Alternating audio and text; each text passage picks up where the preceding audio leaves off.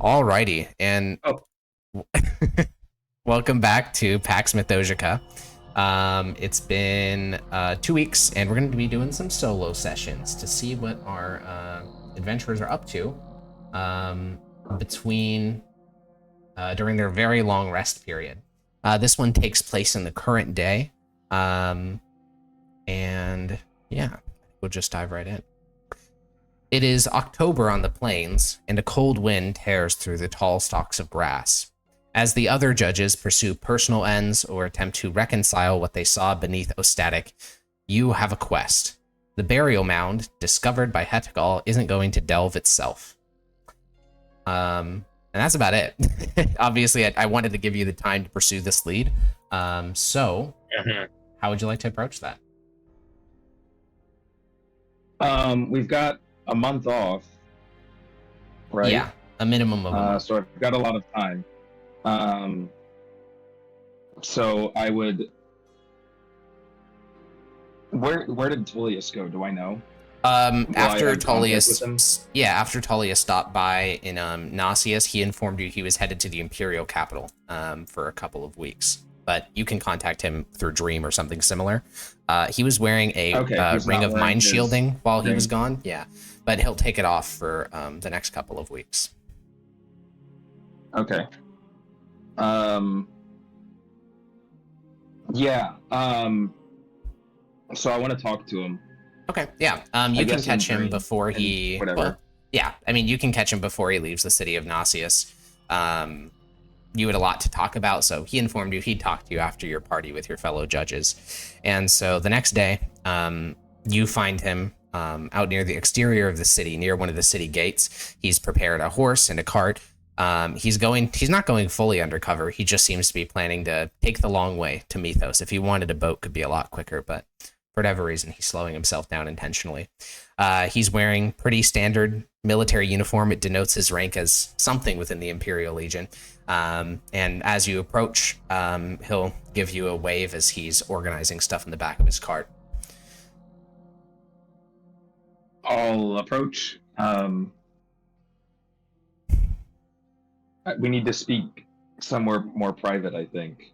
Alrighty. And he'll walk over to a house that's nearby. It's a small. It looks to be like a 4-story like apartment type thing, but it looks to be entirely abandoned. He walks inside, heads down, takes a left, goes into an abandoned apartment. You follow him behind. He pulls up a rug and opens up a trap door inside. And this small little basement down here is clearly some sort of safe house. It's not like well taken care of. You'd never want to live here. It's still leaky and things like that, but it's been cleaned up. The windows have been reinforced. Down here, there's a bunch of supplies that he seems to have been loading onto the wagon. You notice, I think it's like foodstuffs, but there's also gunpowder, weaponry, bullets, things like that. And he'll sit down on a crate of jerky. Have you had a chance to get the cloak identified yet? Not yet. Okay. Do you need it soon? Maybe. I'm going, what is it, east, far east to, what was the city called? Or the area? I don't know if you know, right? Wasn't it just found by Hetagal? Okay. Yeah. Yeah, very far east burial mounds past in the dragon's territory. He nods. Son of the dragon. Huh. And this is for your. I don't know what sort of. This is for your little friend. Yes. Well, I could try getting the cloak identified, but this could be a chance to dust off some of your frumentari skills.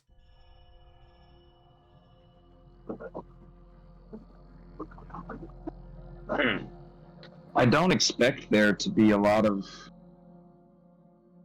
diplomacy. I just worry of the mound. The danger within it itself? Yes. Well, to speak plainly, I don't have many friends amongst the Department of Magic here in Nasius. I'll be stopping by Salernum, where I have some people I could reach out to, but by then I assume you'll be headed eastward already. Yes. Okay.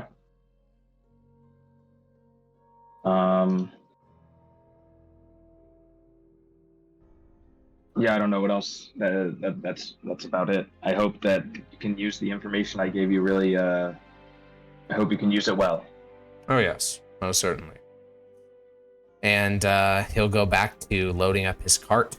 There is one small thing you notice, which is as you leave this hideout, as you head up the stairs, the Frumentari has its own language. It also has its own symbols. I believe we've talked about them before. You notice that as you exit this building and head back out into the area, there are no Frumentari symbols marking this hideout, which either means it's like personally for Tullius or for some other purpose.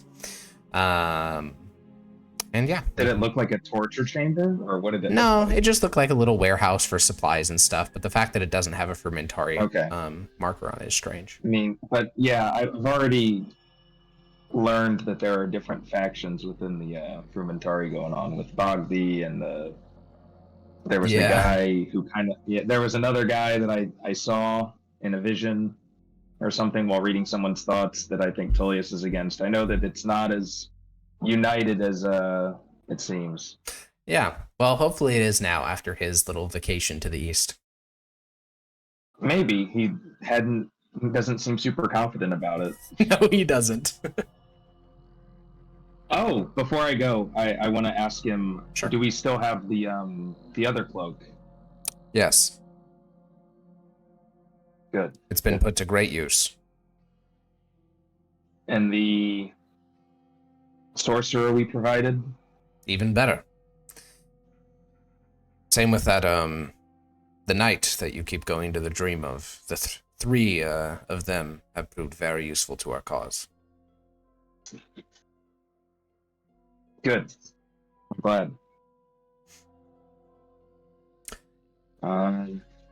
So, the mound that you are headed to is east of Ostatic. It's probably the furthest east you've ever gone. I mean, I think the furthest east you ever would have gone would have been Ostatic. Yeah, now you're going past Ostatic, so yeah. It's quite far out there.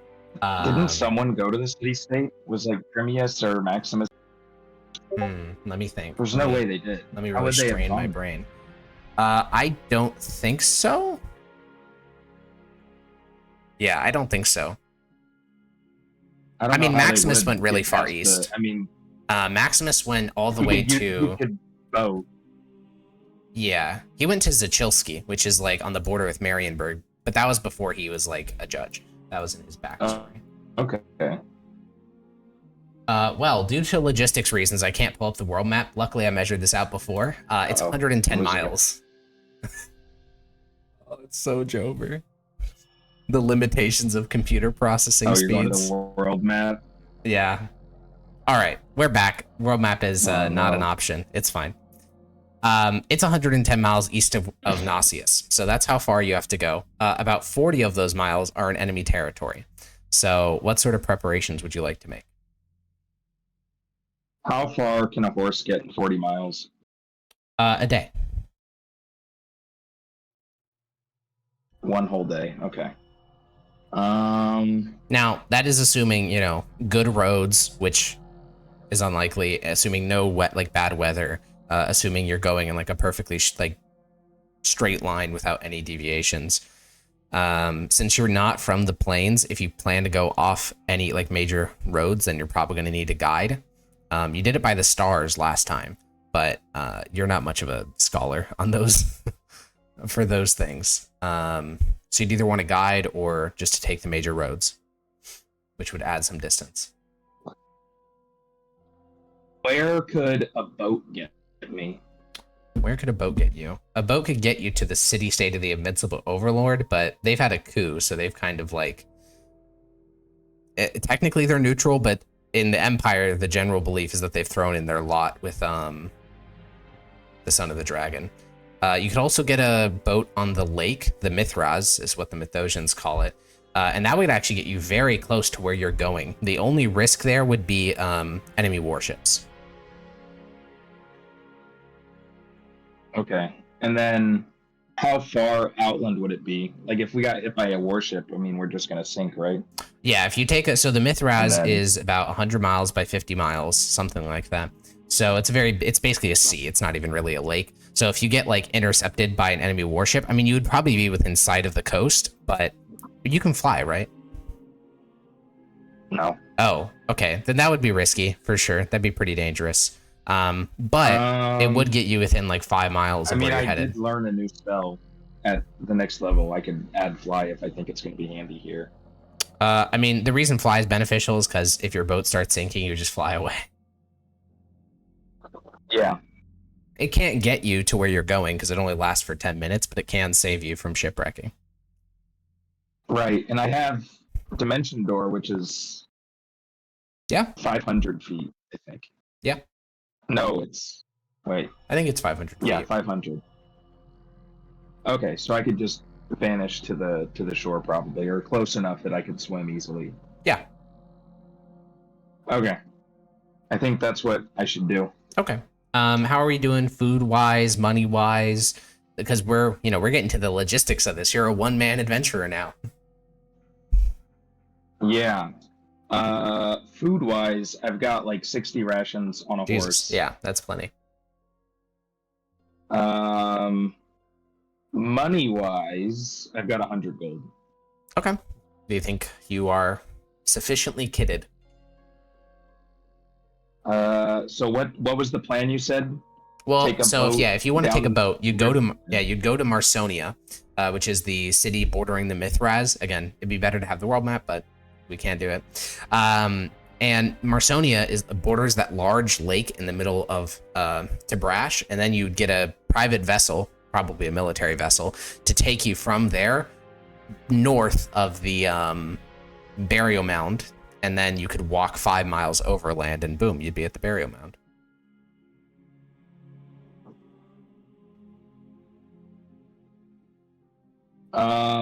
Okay. Would a ship be going there normally, or would it just certainly be for not. me? It would just be for you. Okay.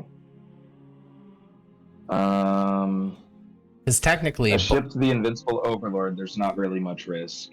There isn't much risk to get there, but yeah, then you'd be going through like 70 miles of Son of the Dragon territory, which is enforced. I guess I don't have that knowledge. Yeah, I don't think you know. I mean, it's not going to be as enforced as the front line for sure, but to what degree? Right, because they're not at war with the city. Yeah, they're not. It'd be like coming in the back way. Yeah. Now, I will say there are broadsheets here in Gnostius, and the picture that they paint is that behind the front lines, Tabrash is like in a mass famine. People are like starving to death in the streets, and outside of all the major cities, there are green-skinned demons with red eyes that prowl the countryside. In Tabrash? Yeah, in the territory owned by the Son of the Dragon.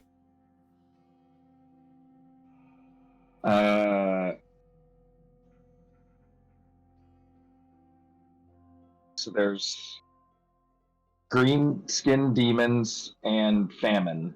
Yeah. And that's on the east side of Tabrash. Yeah, over near the city state. So if I were to come to the city state, we think that's potential. Yep.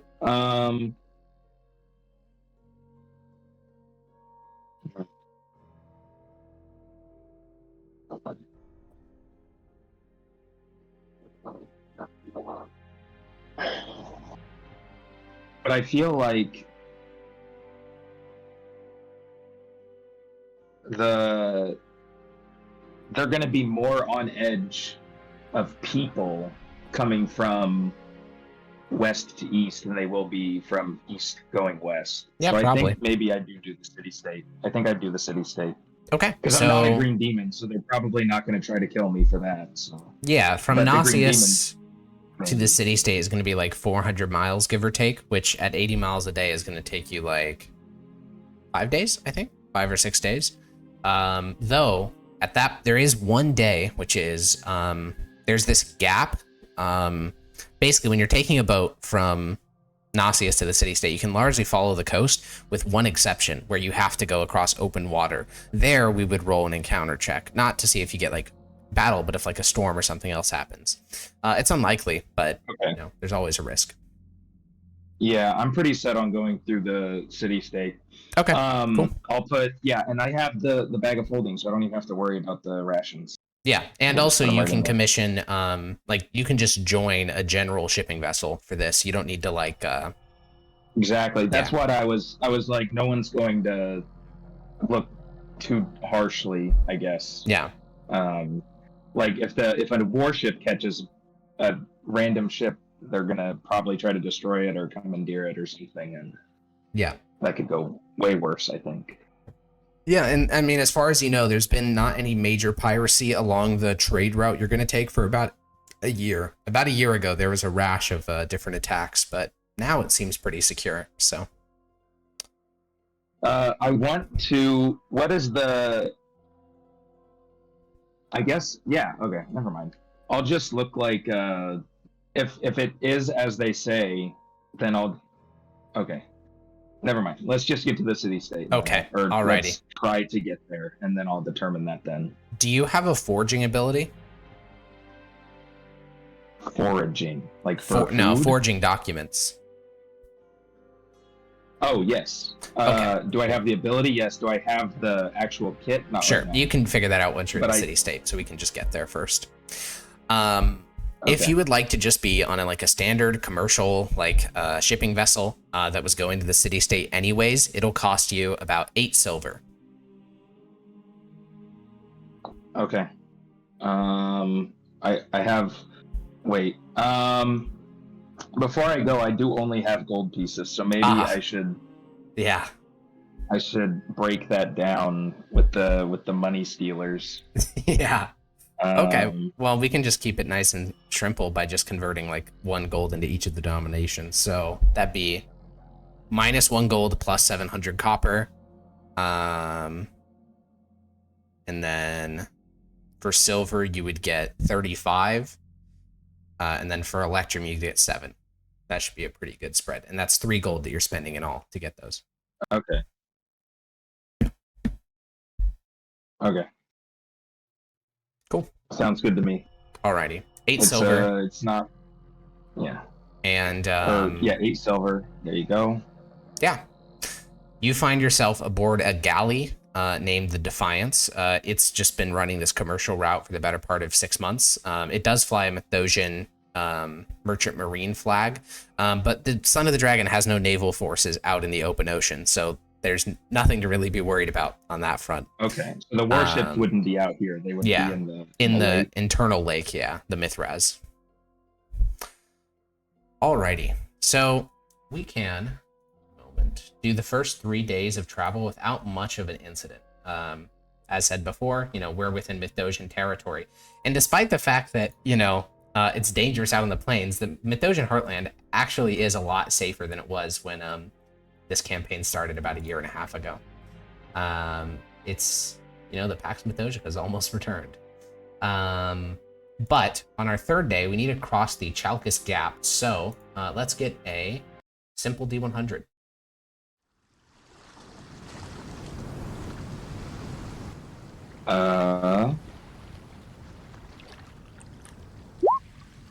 Wow. Okay, let me go look at something. All right, roll a D8.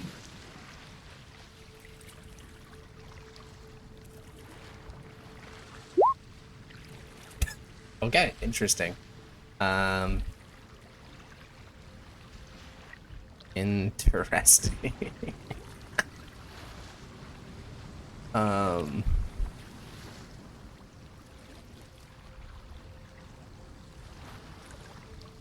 Okay. Oh no. So, sorry, I'm just calculating something real quick.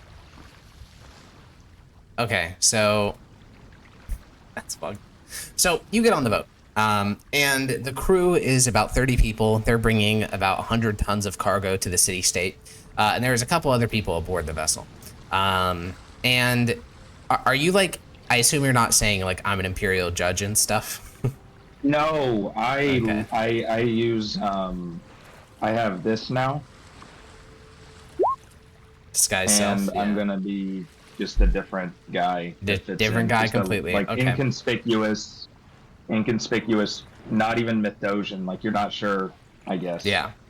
Easy I'll enough. be Mythosian for this ship, but I'll switch later. Yeah, I mean, just making yourself like a tan guy is pretty generic. Like that could be from the Northern Kingdoms, that could be from the Delian League. You know, if you're just like a bronze skin, like Mediterranean type guy, you fit in most places in the world. Okay, cool. So you get to know a couple of people on the ship. You know, this is a crew of like rough and tumble people from all over the world. And on the third day, there's an argument that breaks out between the captain and the first mate discussing how to cross the Chaucas Gap. One of them claims, seems to be the navigator, claims that, you know, they need to go this many degrees to the east. The other one claims, no, we need to undershoot it so we don't miss where we're heading. But eventually the first person, the navigator, wins the argument. And so you find yourselves going out into the ocean. And the following morning, you don't see land, which is a problem, because you're supposed to be able to cross the gap in one day. The next day, you also don't see land. And for other passengers, they're like not worrying about it too much. You know, this trip was said to take like 6-7 days. You know, you're starting to get to that, but there's still time. The crew, though, they're starting to freak out a little bit. And what follows is a series of days of immense fog, days of false sightings of land. You don't hear seabirds really.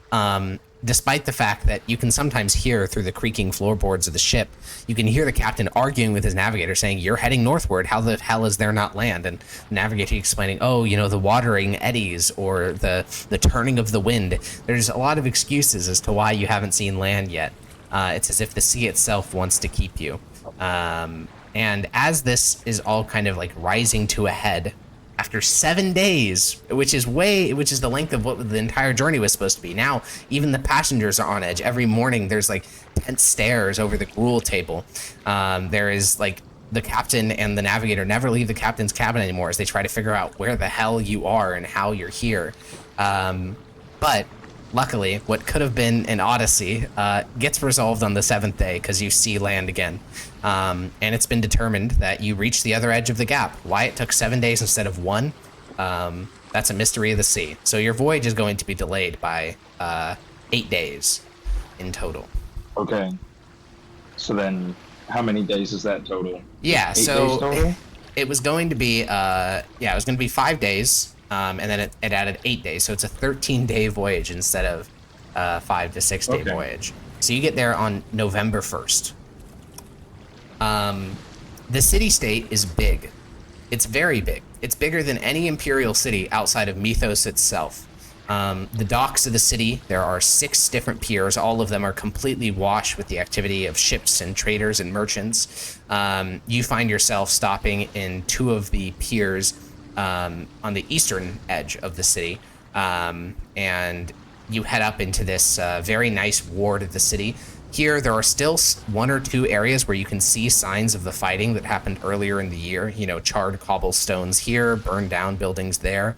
But largely, the city seems to have recovered from its recent coup as of, you know, almost a month ago. And as you walk past Tiberias Square, you see a statue of the city's new Grand Vizier, Grand Vizier Geralt de Braget. So what now? Does it seem like this area is really militarized? Does it seem like the rumors are true? Are people starving here, or was that more out here in the city-state? It seems fine. Outside of the city. So the city's recovered. The city seems fine. I mean, like, there was a big battle that claimed like 4,000 lives here less than a month ago, so there are definitely signs of that fighting. But I mean, yeah, you said burned buildings and stuff, but like people are largely going on their day-to-day at this point. Yeah, like you can see that not here. Projects to clean up. Yeah, where you are is mostly okay, but over in the dock district, you can see like bread lines and other methods of distribution because it is the dead of winter now. You know, you're in November 1st. It's chilly. There's no snow here, but it's still cold, especially with the sea wind. Okay. Does the planes get cold? Should I get a jacket? It does get cold, but it doesn't. In like 1 week of the year, it's gonna snow. Okay. Does it seem chill? There's no like bunch of stops to check people and. Well, so for here in this city, which is, you know, separate of the Son of the Dragon's influence, they have something called the Steel Legion, which forms, you know, its defensive body. That largely seems intact. They also have magistrates, like law officials. Those guys are still intact. So, I mean, the city is pretty well defended, but, I mean, not excessively so. There is gates, like checks at every gate, but not like multiple while you're walking around the city. I know in this campaign, or was it the other campaign? In one of our campaigns, we were in a sewer. Yeah, it was this one. And we found a Black Lotus agent that we figured out was from the city state. I don't see any of those figures. No, luckily not. You do see, Okay. I mean, yeah, since you're just walking through like the Merchants District and the Craftsman District, and you do spot one person wearing like pure white robes with a sword at his waist and other things like that. He kind of resembles the assassin in white that some discuss from Western Valoros, who has like killed a number of kings and viziers and things like that. But no, you don't see any black garbed assassins or anything like that. Do I stand out in my clothes and all that? Should I go find a corner and like blend You stand in a out as better rich with for these sure. guys? Okay. Yeah, I want to go somewhere where I'm by myself and I want to get somewhere, make sure nobody is staring me down. 1, 2. I want to get somewhere where nobody can see me, and then I want to change into something more typical. Okay. Yeah, there also was a group of 5 Imperial judges who died in this city about 6-7 months ago. So it is worth being, you know, considering that. But yeah, you go into an alleyway. Do I know much of what their mission was in this? I don't think the Master of at that time, that was when you were still part of the Department of Faith, and they didn't really like tell you things. I think they just told you that some judges died and not to worry about it. But yeah, you go into an alleyway here in the Craftsman District. It's not very hard to find isolated, you know, stockyards and things like that. So you go over, you redisguise yourself, and the biggest thing is mostly just removing any like adornment. People in the Mythosian Empire, even some of the poorer people, can afford at least a little bit of frilling on their collars and stuff like that. Out here in the city-state in the Eastern Tabrashan Plains, that is not quite the case. Okay. Do I know that? Okay, so we came from a different direction than Hegal scanned. Does he still know where it is from here? Yes. After he saw the site, similar to you, Hegal can detect magic, not like with his eyes, but just by innately. He just he partially exists within the realm of souls, which is where magic is, and he can just know if there's large amounts of magic about. And Ostatic, as well as this place you're going to, though you don't know its name yet, have a very similar thing. So he suspects that, honestly, he thinks that even you would recognize it, like, if you get close enough. Just because it's the distinct feeling of, like, innate magic in the land. Okay. But if you need to ask for directions, he did note that there was a fort to the south, which before leaving Mythosia, you would have been able to consult maps and confirm is a place called Fort Slava. Okay. Fort Slava. Yep. Is that an abandoned place, or is that no? So here's my idea: is I want to ask a magistrate, say, is there any news on those green monsters? I need to get to Fort Slava or somewhere close by. So he'll tell me, like, maybe he knows their approximate location and I can try to avoid. Yeah, you approach a random magistrate patrolling the Craftsman District. He seems receptive to you approaching. He keeps a hand down at his waist where there is a mace and next to it a spell scroll. And he'll say, "Greetings." Hello, sir. I'm new to the city, and I need to get to Fort... Oh, goodness. I forget what you said. Fort Jonulus? But I've heard that it can be troubling out there with these green monsters. I'd like to avoid them if I could. Green monsters? Do you mean the trolls and the hinterlands? The trolls, yes, the trolls. I'd like to avoid them if possible.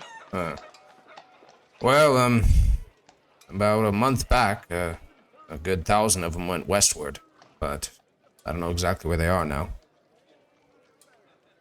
Okay, there have not been any recent sightings. I mean, probably out on the plains, but, you know, it's not like we get much news from out there these days. They're fighting a war, if you haven't heard. Yes. Yeah.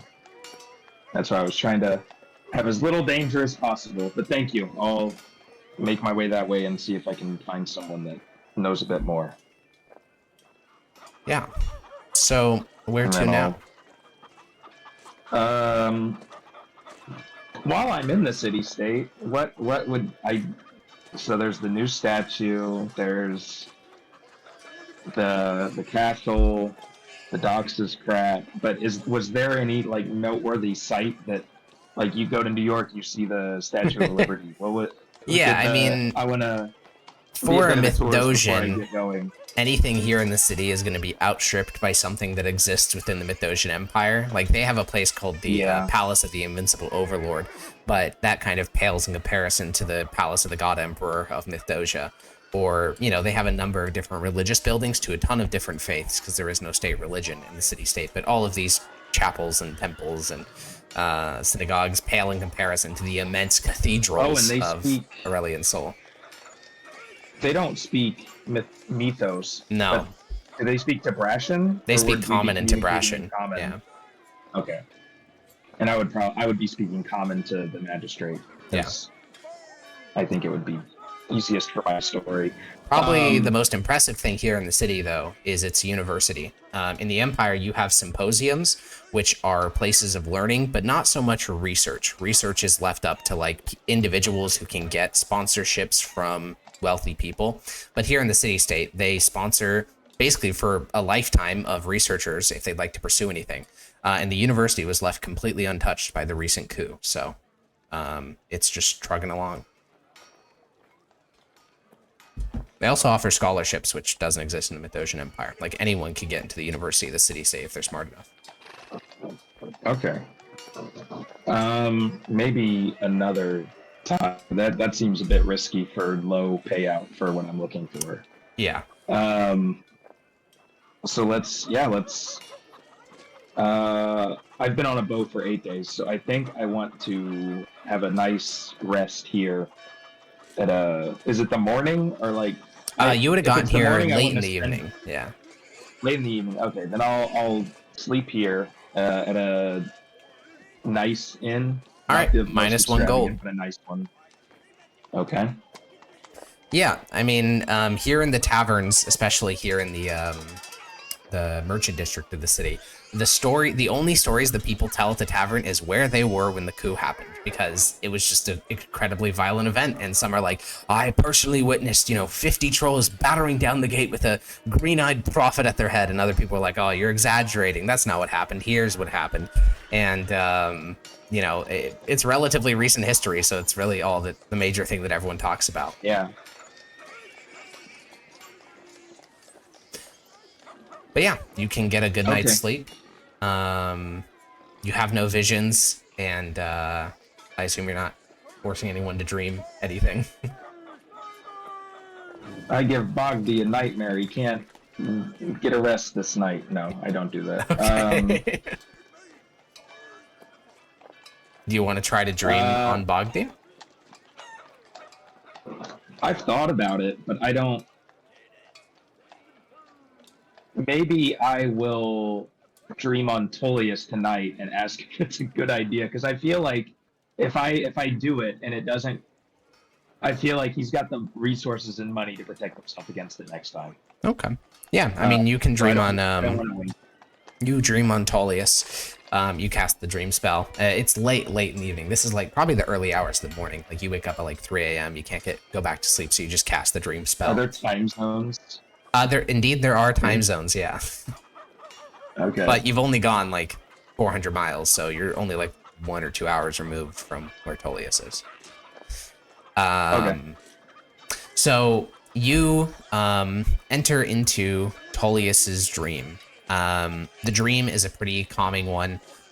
It's him out in somewhere, clearly Mithdosian, like probably one of the interior provinces. He's walking along the edge of a river with a young boy who's like 10 or 11 that you don't recognize, and explaining to the boy how to use a bow. How young is Tullius? He looks like he's like mid to late 20s. So this is interesting. Okay. Maybe it's like his son or something, his like bio son. Definitely pre-Zednius. Father. The dream kind of melts around him, and he turns around and sees you, and his expression goes from like very like levity, like smiling and happy, to his neutral expression again, and he looks at you and says, yes. I was thinking on... Wait, I've arrived in the city-state just fine. But I wanted to ask you, what are some good ways you think I could use this ability? I've thought of invading, for instance, Bogdi or my fellow Judge Corvus's minds, but I think that it's a high risk, and I don't even know what I want to get out of it. Well, as for Bogdi, you don't need to worry anymore. He's dead. Oh. But for future uses of this spell, unless you reveal yourself, it's not obvious that it's magic, correct? It's hard to say. There are certain things that can tick people off. Well, I was in one dream, and I showed them a vision, and they instantly knew that this is something they wouldn't have dreamed, and there was magical interference. When you get back, I think we'll find ourselves a religious fanatic and see if we can't convince him he's hearing the word of God. Wait, find a fanatic and convince them that they... Oh, we'll discuss it then. I don't think I quite understand. All right. As for your item, I found a spellcaster who will identify it. It'll probably be in the next couple of days. Okay. Good. All right. I'll let you get back to your relaxing dream.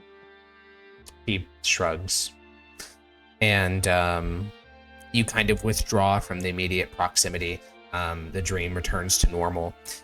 Tullius calls the young boy Max, probably short for Maximus, a very, the most common Mithdosian name. And then the dream kind of dissolves as the spell ends. Okay. So morning. Yep. I think on what sorts of... I need to get a horse. You have a horse, the one that you brought, unless you're using a bag of holding. Okay. No, I brought a horse. Okay. And then, so I've got a horse, I've got camping equipment. I can create fire, right? I don't know if I actually can. If not, you're gonna want to get okay. Prestidigitation, I can yeah, it's like a spark. Yeah. That's enough. Torches, don't have torches, I'll need that for the... Yeah, I have 2 torches.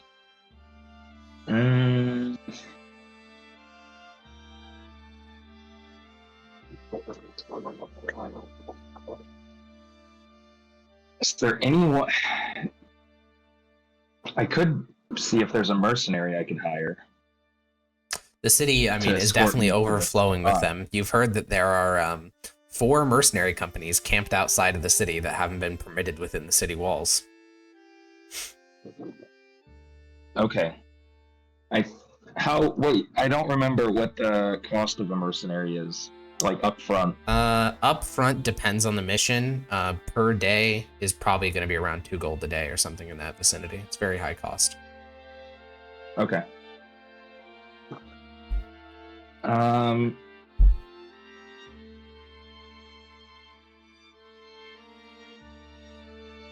Okay, yeah, I'll do that. I'll go to a mercenary group. Okay. And well, there is a Athnaween warband camped outside the city. There is a Westerner, like from Hathon warband, named the Thunder Riders. Then there is the Brass Bowls. And lastly, there is a company made up of former members of the Iron Legion that are just like trying to find work. Most of these mercenary companies are huge. I assume you're not looking to contract any more than like one or two. Yeah, probably just one to act as like a scout / bodyguard, because I look like a weak guy that might come into danger. Okay. Then if you're looking for a scout, yeah, you probably don't want an Athnaween just because they stand out quite a bit on the Tabrashan plains. And I don't think that they would know the area super well. Yeah. You probably don't want one of the Brass Bulls because they're from the Delian League. Probably not one of the Westerners because they don't know the area. The former Iron Legion is probably the best. Yeah. So you go out to the camp. It's relatively well ordered. It was only set up a couple of weeks ago. It's basically people who the city could no longer afford to employ or otherwise were fired. And heading through the camp, there's a number of camp followers. There's a paymaster who seems to be working out a contract with like a caravan master.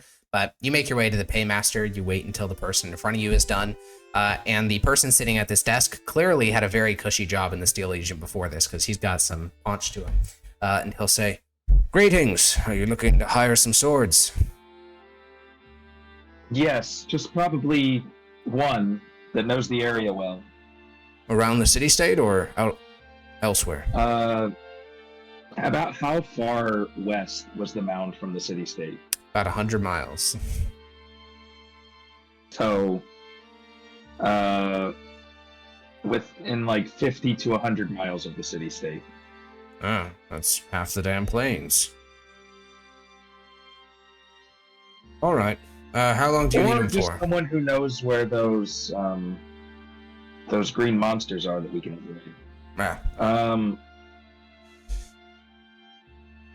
How long do I need them? How long does it take to get 100 miles? Honestly, like 2 days on horseback like if you're day, under good conditions. Yeah. So it'll take probably 2 days to get there, and then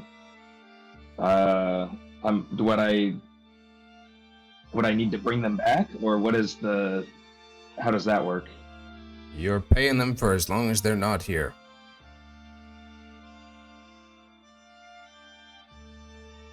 Okay, so 4 days? All right. Okay, I'll put up a poster, let the folks know. It'll probably take a couple of hours for the news to spread around. Okay. I'll be back then. Cool. I'll go back to the city-state, get some nice food. Yeah, there is no shortage of fine dining establishments here in the city-state. There's even a number of mythos speakers. You learn that there's some sort of oligarchy that rules the city. You don't really learn the specifics of it, but it's headed by a number of families, and one of those families, the Mittani, is just straight up Mythosians. Most of them speak mythos, and they have deep trading connections. And it even sounds familiar to you because you remember a centurion back on the frontier who was named something Mittani. So you get to speak a bit of mythos, some of your native tongue, eat at some finer establishments. Though I will say, you're like, you do change disguises between some of these places because it'd be weird for like a person who can't even afford nice clothes to go into such a nice establishment. Yeah. But I don't just change clothes. I'm changing everything, the whole of who I am. Yeah, I don't want to be like, oh, this guy just is dressed really nice, then he's dressed like a beggar, but he's the same guy. I don't know. Yeah, I don't want the connection to be there if it doesn't happen. Okay, well, you start building a folio of different looking people, and after a couple of hours and spending like 100 one electrum, you can make your way back to the mercenary camp. There are a number of people interested in the job. Is a horse a requirement? Like, do they need to have their own horse? Yes, to get there in 2 days, I think so. Okay, there is one person who meets those qualifications. His name is Chekhov. He is from Marienburg, which is a bit to the north of here. He fought in the coup recently, fought pretty well.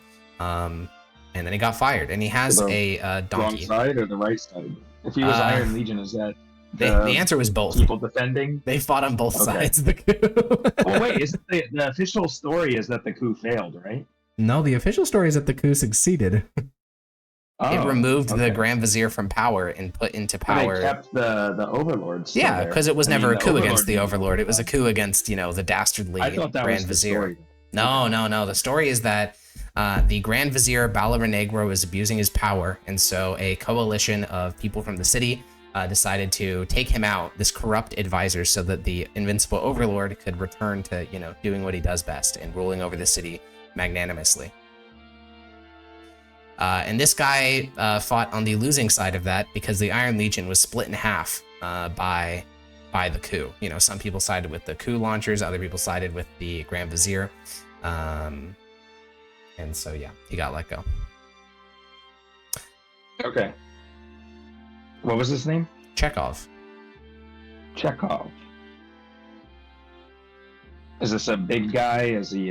Yeah, does he look like a so he has a or? donkey, which normally he uses to carry supplies, but he'll be riding it for this one. He's pretty tall, pretty broad. He uses a sword and shield, and he has a breastplate. So he's like a CR3, you know, veteran type deal. Okay. He's got a bit of a haunted expression on his face, but you know, who cares? Yeah. That's par for the course on the plains these days. All right, Chekhov. When can you be ready? I can leave now. I have no work here. And what's your rate? 2 gold a day. And 10 up front. 10. Okay.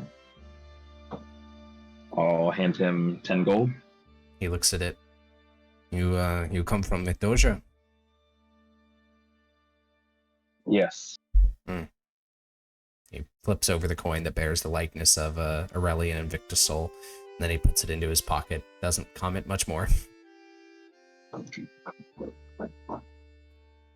All right, let's hop on and get to riding. Cool. Yeah, as you mount up, he'll let you know kind of what the lay of the ride's going to look like. You guys are going to go to the city of Marienburg because there's a road that's cobbled that leads all the way there, so that's going to be real quick. Then to the west of Marienburg are these hills that are pretty dangerous, actually. There's bandits in them there hills. Deserters, bandits, monsters, things like that. So you're not going to those. You're going to go to the coastline, which will take you to the city of Zachilski. Zakoprimorsky is what it's called. And then you're going from there westward to where you indicated. So you're kind of doing like an L-shaped journey instead of a straight line. So that is going to add another day. But he says that to go through the hills would be exceedingly dangerous. Okay. And then insight, he's not trying to scam more money. I mean, he very well could be, but with a 4, yeah, I think he just says it very plainly, and it's hard to make any analysis off that. I could see a mercenary trying to scam 100% out of an extra couple gold. Yeah. Okay. Roll me a history check, because there's a thing that Maximus once said that may remind you of this. Or maybe not, depending on how the roll goes. No, nope. Never mind. It was one comment like over a year ago. You do not remember that shit. Oh, no, I won't. Okay, so you take the long route. The first day, after you cross the border into Marienburg, Chekhov seems to know immediately. Like, you cross this little wooden bridge over a river, and when you get to the far side, he says, we're in Marienburg. But, you know, it looks the exact same. It's just open grassland with occasional agricultural flair to it. It's not until you get past... yeah. Are the rumors right that people are starving, or we're still not there yet? Yeah, I mean, so where you are right now is southeast of the city of Marienburg, north of the city-state. So you're definitely in the Son of the Dragon's territory, but this is like the core of the Son of the Dragon's like control. Like, Marienburg is his home city. He wasn't born there, but it's where he rules. Like, this is his personal property. And so far, from what you can tell, southeast of Marienburg, like in this area, it's actually quite nice. You know, people are farming. Winter has stepped in, so not a lot of crops are growing, but other than that, you know, you don't see people like begging in the villages that you pass through. Okay. Then you get to Marienburg, and the city is packed with people. People from the west fleeing the war, garrison troops that have been like basically state quartered here in the city for the winter. You're not actually going into the city, so you don't get much details beyond that. You're going around the edge of the city. But Chekhov, like a patrol of cavalry comes out to greet you, but Chekhov recognizes one of the men, and he simply waves at them, and they don't even they never even talk to you. They just wave at Chekhov, and you continue on your way. It's after Marienburg that the scenery starts to change. Over the course of about 10 miles, it goes from like agricultural grassland to the steppe, the plains, the thing that you're used to, you know, short, like calf-high grass that is swept by wind and has barely anything else growing on it, like maybe one tree every 10 miles, you know? It's very desolate out here. And the occasional villages that you do stop by are empty, as in there's not a single person living in them. This happens for like the first day. You spend that evening a little bit north of Marienburg. The next day, he says you're going to a town called Zachilski, that you've never heard much of. And you, if I ask him that first night, why are so many of these towns abandoned? What language would you say then?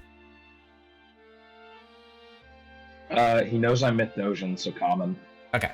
In common, he'll say, well, about 2 years ago, there was the Zakopomorsky campaign. The son of the dragon fought against one of the boyars, one of the Kiages ruling out here on the plains. And this corridor we are going through now was the site of that campaign. Both sides burned villages, stole cattle, drove off sheep. And they all left Marienburg and the city-state? No, many fled east towards Vital Kreis. Others fled north.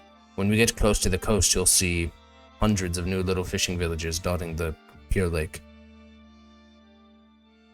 Okay. The next day, on November 3rd, you head through what he says is a new princedom, one of the 7 that are loyal to the son of the dragon. And you can't tell a difference at all. This looks the same as the rest of the plains you've been traveling through, but you do occasionally see a couple more villages.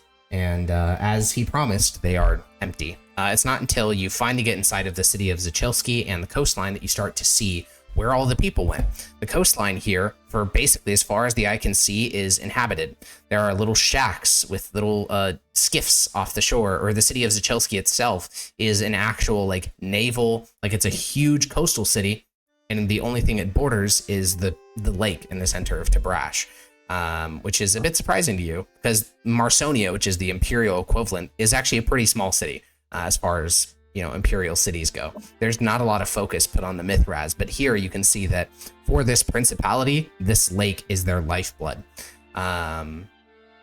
Similar to Marienburg, though, you don't go into the city, you simply veer, and now you're just following the coast. You're no longer taking roads. And you end up spending the night, there's no real like taverns or inns or anything like that to stop in, so you end up spending the night inside of a tent along the edge of the lake. For bed, Chekhov catches a couple of fish, which prevents you from spending any rations, and you fall asleep looking up at the stars. And on the morning of the final day, Chekhov seems a bit nervous, you know, as he mounts his donkey and begins to head westward. He'll look over at you and say, "We may now encounter active soldiers. Just answer the questions and keep your coin purse ready. They will likely take bribes."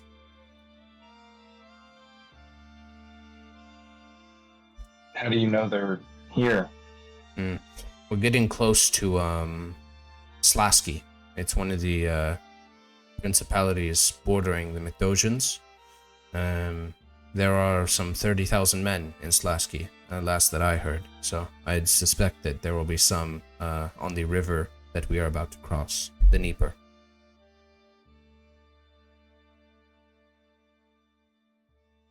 Okay. And yeah. What am I dressed richly? Do we look like we have a lot of money? I mean, he's on a donkey. Yeah, I mean, he's on a donkey wearing like rusted breastplate. So no, I don't think he looks very wealthy. And you could look however you would want it to look. Yeah. I didn't want to look super. You are on a horse though, which those themselves are like pretty expensive. Okay. So the two of you reach a large river delta. It's boggy marshland, and so rather than go through that, you simply veer southward now. And you continue along for a bit. It's clear that Chekhov is not very like comfortable with the terrain here. He said, you ask like, oh, where's the bridge that we're going to take across this river? And he's like, further south. You end up traveling for the better part of 4 hours along this large river that's swollen at its banks. And it's not until a little bit after 3 in the afternoon that you finally spot a bridge that crosses this river. It's not a proper bridge either. It's a pontoon bridge built on boats, very temporary. Though it looks like it's been here for a couple of months, maybe even years. So not very structurally reliable. And as he predicted, this bridge is under heavy guard. You can see on either side of the bridge, there are little forts built that hold maybe 20 people. And there are a number of soldiers flying the banner of the Son of the Dragon, guarding each bank of the bridge, basically. Do you know how much they're like to charge? He shakes his head. Son of the Dragon. On the bridge. He's got disguises. Got a forge kit. I don't know what his documentation looks like. I don't.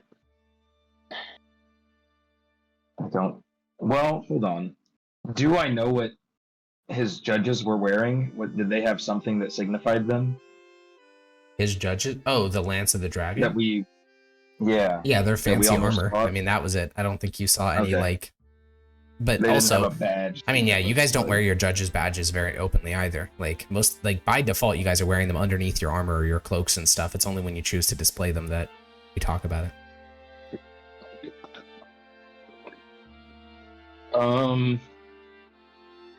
What's funny is like I could just go invisible or something, and I could just teleport across the river ages ago. But I don't. Yeah. I don't want him to know I'm magic, I guess. I don't know also, why I'm not doing that. It's open, flat terrain here, so for example, you could go back the way you came, but like the people at the bridge have spotted you. It's like it's just flat, open grassland. There's not like a lot of curvature or hills and stuff. Yeah, but 4 hours ago when we were along the river, I guess you could have just teleported over. Yeah. Oh, you and your horse and the donkey. If I made 2 trips, I could get it. 2 or I think I could probably. Would you have wanted to do that? Hold on. If it's just one day, I mean that's 2 gold.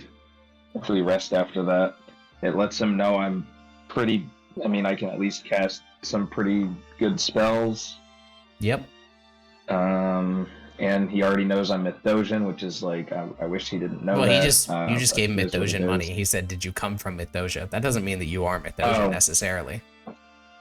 Okay, that's true. You just had Mithdosian money. I mean, it'll probably be easiest if I just cough him. So, I don't know what I want money for anyway. It's not like I have any savings goals. Okay. Well, you approach the bridge on horse and donkey. The guards don't seem very high energy. They just kind of wait until you're within 20 feet, and then one of them kind of lazily lowers his spear across the bridge to block your passage, and he walks over and he says, "Good afternoon. It's a damn chilly one today." Yeah, I hope you'll at least get a warm fire tonight. Yeah, that's the hope. I'll say it in I'll be in Tabrash now. Yeah. What type since you are a spy, what type of accent are you trying to adopt? Like a soldier's accent, like a country bumpkin accent, a nobleman's accent?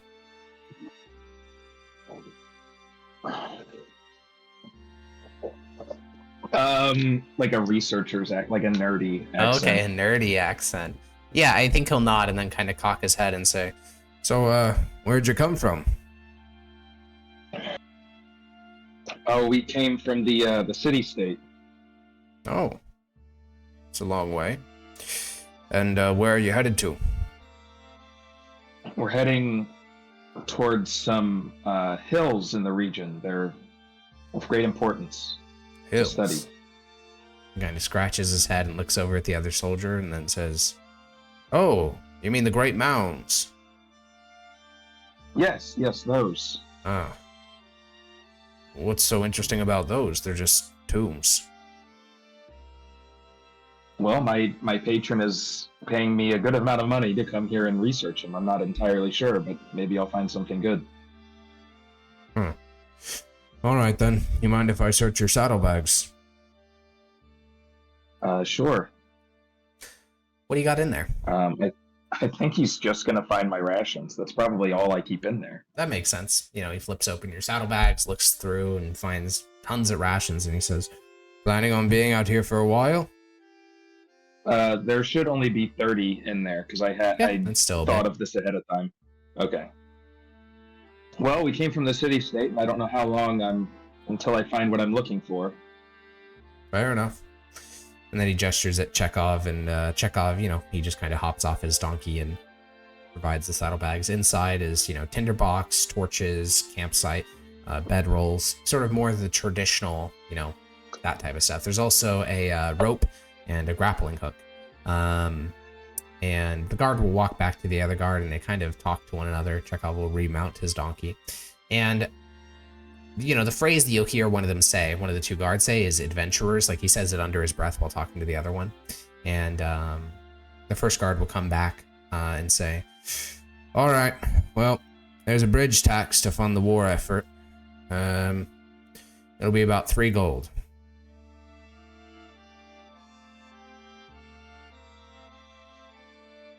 Fuck, I didn't think of this. I hope you don't mind. It's Mithdosian. Or maybe you'll think it's cool. I don't know. It's still gold, right?" 3 Mithdosian. It is. There you go. But I know that tensions can be high. Nah. He shrugs. And you provide him with the 3 gold? Yep. Cool. He does notice your, like, as you withdraw 3 gold from your coin purse, he notices a number of other glittering golden coins, and he kind of like mumbles something to himself, like, clearly this is extortion, he just wish he had extorted you for more. But there's some sense of like, well, I already asked him for this much, I don't think I can increase the tax in real time. And so, like, oh wait, actually, yeah. tax. So he takes his 3 gold and hands it over to the other soldier, and you notice as they like open up their own coin purses, just plop this right in, because this is not ever going to a paymaster. This is just money going directly into their pocket. They also have Mithdosian coins, because while in the city-state, Mithdosian coins are relatively rare, because there was a trade embargo, and it was a whole thing. But here on the plains, like, Slasky, which is where you are now, was a part of the Mithdosian Empire until a year ago. Like, they were one of the princedoms allied with Mithdosha. So most of the money. Yeah, so even across the whole plains, you're going to find a huge mixture of, like, Tabrashan and Mithdosian coins. There are other places in the world where, like, having different types of currency is a huge self-report, but in this instance, you're fine. And especially because you said you're from the city-state, which nowadays, like in the last couple of weeks, has been trading with Mithdosha. So he'll take your coin, he'll wave you across. When you get to the other side of the bridge, the two of them start to say, "Oh, right, bridge tax," and then Chekhov just like looks at them, and they look at him, and then they shrug, and Chekhov will hand them a couple silver, but he's not going to pay them another 3 gold. That's a bit much. Yeah, and you get past this checkpoint. It costs you like $3,000, but it's clearly they like scaled up the price because how rich you are, or yeah, you they said adventurer, and yeah, and I also said I had a patron, and I'm on a horse. And... yeah, and in the accent too. But with all that, you are largely left alone, and this is where you notice that the Chekhov starts to head southward. And Hetagal will kind of like gurgle a noise, and then he'll say, you know, telepathically convey the fact that he's going in the direction of Fort Slava, which was, you know, where Hetagal told you to go. But now that you're a lot closer, you need a more like nuanced thing, which is he needs you to go northwest. That's the only instruction Hetagal has. Okay. I think we can go to the fort, and then I don't know if I need him anymore, since I don't know if there's any more danger Sure. right? So let me ask Chekhov. Yeah, pull his donkey to a stop as you like ask him for him to Yeah, halt. the area I need to go to is a bit more north. Would you say northwest than Slackhog? So we're not going to the fort? Is it? No, just near it. Is it dangerous there? I mean, I can drop you off at the fort and then come back. I don't know of any danger around here other than, I mean, it's not the campaign season. I mean, it should be fine. You want to terminate the contract here, then?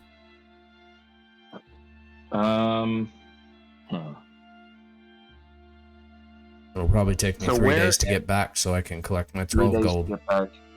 How would I get back? Well, you just follow the coast back to Zachilski, then take the road to Marienburg. Marienburg to the city-state. Nice and simple. Yes.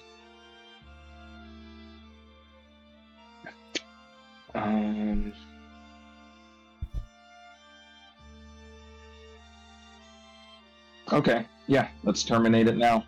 Alrighty, you owe him 12 gold, because 6 for getting here, and then 6 for him getting himself back. Sure. Did you already pay him the 10 up front? Yep. Okay, perfect. Then, yeah, Chekhov will give him a lot of money. He'll collect his 22 gold, yeah, $22,000, and he'll begin his journey back home. And I don't have to, I mean, yeah. He didn't learn too much where I had to kill him, so that's fine. Jesus. Well, alrighty. I mean, like, there was nothing stopping me from doing, like... It's true. There was the whole idea that he would go in there with me, and then at the end I would just kill him and get all my money back, and then the people that I hired don't know what I really look like. I mean, like, it was thought out, but I didn't really... I'm not that evil yet. Just, you know, planning evil. Alrighty. Cool. You, get on the road, and now you're kind of just going by, like, the seat of your pants. Like, Hetagal will give you vague vibes of where to go, and this is going to start burning through time. So it took you 3 days to get here. So it's, November 5th by the time you get here. You will spend 2 more days, and now we do need to go have, retroactively, there's some rations we should have removed. 3 rations for getting here, and then 2 more days for wandering, so minus 5 rations. Okay. And after 2 days of wandering, technically there's a lot more villages around here than there was back in Zakopomorsky. So you'll find like villages and say, hey, I'm looking for burial mounds. And you find a number of false starts. Burial mounds seem very common in this region, like one every couple miles. Like, yeah. From a top 1 burial mound, you can look out and see multiple other ones. It's not until you find yourself at the smallest town of Olpo, O-L-P-O, Olpo, that Hetagal says, you're good. Which is a bit confusing because there's actually no burial mound here in Olpo. It's about, it's up a hill. That's where the burial mound is located, but it's like 11 at night. You're really tired. You only kept going because Hetagal said you were close. And this is a village of about 200 people. There is no tavern or inn or anything like that. And you seem to have arrived at your destination, though you still don't know what it's called, like the mound itself. Okay. I will look like an off-duty soldier, I guess. Sure. And then I'll go to an inn. Well, yeah, there is no inn. I guess it's 200 people, there is no inn. Yeah. Is this Son of the Dragon territory? Well within it, yeah. You're about 40 miles behind lines. All right. Is there a law that says they can resist unreasonable quarter? No, there is not. Okay. Yeah, you just go to a house. Go to a door, bang on it. Yeah.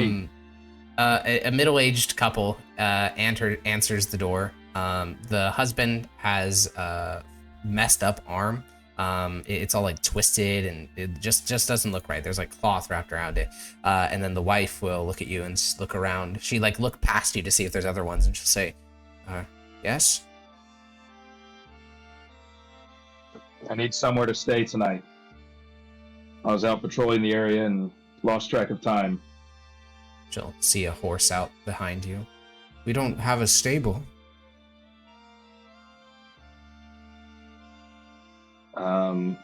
They don't have a stable, but do they have like a post I could tie the horse to? Yeah, they got a fence. Yeah, I'll just tie the horse to the fence. Yeah, her feeble attempts to get you to not stay here did not work. And you will enjoy some mare's milk, some horse milk. You'll eat some horse cheese. You get some bread, and then you'll go to bed. You get woken up very early the following morning because while this community is partially agricultural, since it's winter, they are largely hunting and fishing. And so the sound that wakes you up is the sound of a fishing group, a group of about 40 people from the town, which is about a sixth of the town, is getting ready to march out to the coast and then fish and then come back, which is an overall 10-mile hike. It's mostly made up of middle-aged women, some slightly hobbled middle-aged men, some older men. You notice that there are no young men or young women in the village. But yeah, the sound of that commotion What would wakes you happen up. to would young women also get drafted to the war effort? I mean, probably not. Most likely not. Okay. I mean, they're certainly not in Mythdosia. We'll put it that way. Not in any civilized Mythosian state. Okay. So that's a bit weird, but surely they aren't doing wacky things like sacrificing all the children. That would be weird. But your hosts, the man with the hobbled arm, is like it's a 2-room place, so you were sleeping out in their main living room. And the man with the hobbled arm, he is currently making some breakfast and making some what looks to be coffee, which is relatively rare out on the plains. But when he sees you awake, blinking some of the sun out of your eyes, he'll look over his shoulder and say into Brashen, "Good morning." Morning. I'll take a cup of that and then I'll be on my way. Perfect. And he'll put before you a pretty small breakfast, enough to tide you over, but clearly he's not trying to lavish you with food. Yeah.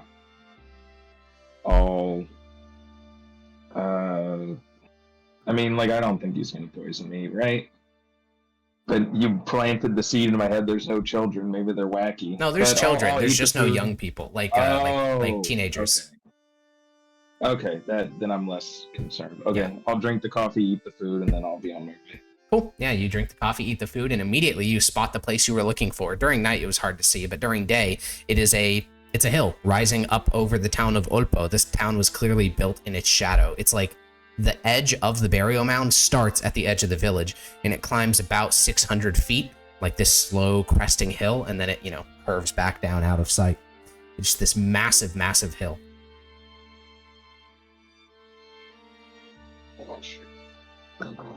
Is there a specific entrance to this thing at all? Top. All right, I'll make my way up there.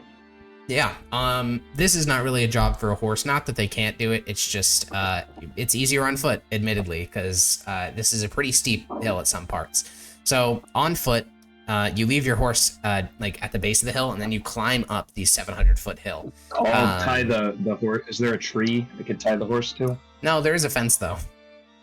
Okay, fence. Yeah, you Fence just it tie is. it to another random townsfolk hill, or fence, and by the time you get to the top of the hill, you can spot this fishing group has already made their way out towards the coast. And from the top of this hill, you can actually spot the coast. You can see for about 12 miles in all directions. So to your north, you can spot a bunch of coastal villages. They're not as dense as they were over near Zakopomorski, but tons of people live there. Then you can see people from various villages to your east and west, all making their way out towards the coast to fish. A small part of you feels like that can't be sustainable because most of these people don't have fishing boats. They're just using nets on the shore, and there's only so much shoreline. But to your south, you spot further burial complexes. This is the biggest of the ones that you found.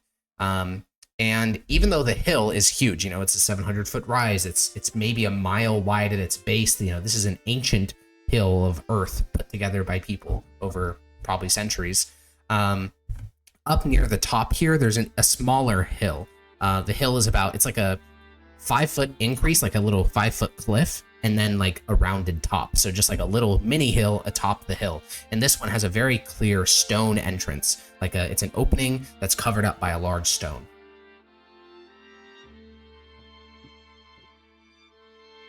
Oh God, how am I going to get this stone? How big is the stone? Yeah, I mean, you walk over, you give it you see if you can shove it with your arms, and it's built into like a track in the ground. Like this earth has clearly been like used before, so you can just roll it out of the way. The stone would be like, if you had to pick it up, you'd be fucked, but it's meant to be rolled out of the way. And no smell really comes inside. It's not that musty, which means people must have been in here relatively recently, or the tomb is not very like watertight. Because the smell that comes from inside this tomb is like mold and like wet. We already in the magical zone, Hegel, or is it deeper in? Deeper. Okay. And then I'll start descending. Yeah, what's your source of light? Torch. Alrighty. With a torch held over your head, you climb down 3 steps into this tomb. It is a pretty traditional tomb. If it weren't built atop a mound, this looks like something that you'd find in Mithdosica. It's sort of shaped like a clover with like 3 separate nodules or like lobes to it. And this area has been looted like completely. This is not some ancient tomb with like magical relics in it that have been untouched. It's the local townsfolk have clearly cleared this entire area out. It kind of makes sense too, because again, there was that like the fact that the track was there. It looks like it had been recently disturbed, and looking around, you know, you can see bodies that are just like bare skeletons. Like their caskets have been taken, all their shit has been taken. All that's left is like a jumble of bones. And that's the majority of what's inside here. Even at the back of the tomb, so the far side, there is a body atop a stone slab. The skeleton is largely intact. And this has several carvings, you know, script, which declare this like dead person's name. Even this body has been looted. There's like not a single piece of anything left on him. Okay. I mean, it seems like these people are really desperate, so I think that's... Yeah, and it's like a giant obvious tomb that like can be seen from miles around. So this shit got looted completely. And it was probably Mithdosians, so who cares, right? Maybe? I don't know. The Mithdosian Empire never extended this far east, really. Okay. They were just allies with Mithdosica, not like the same. But yeah. All right. What now?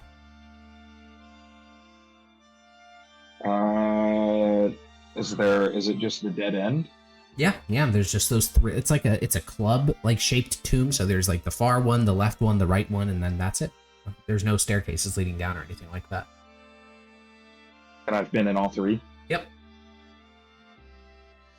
Well, I guess I turn on my magic eyes for one. Alrighty, well, immediately you spot something. Okay. There is a low-level ambient magic here.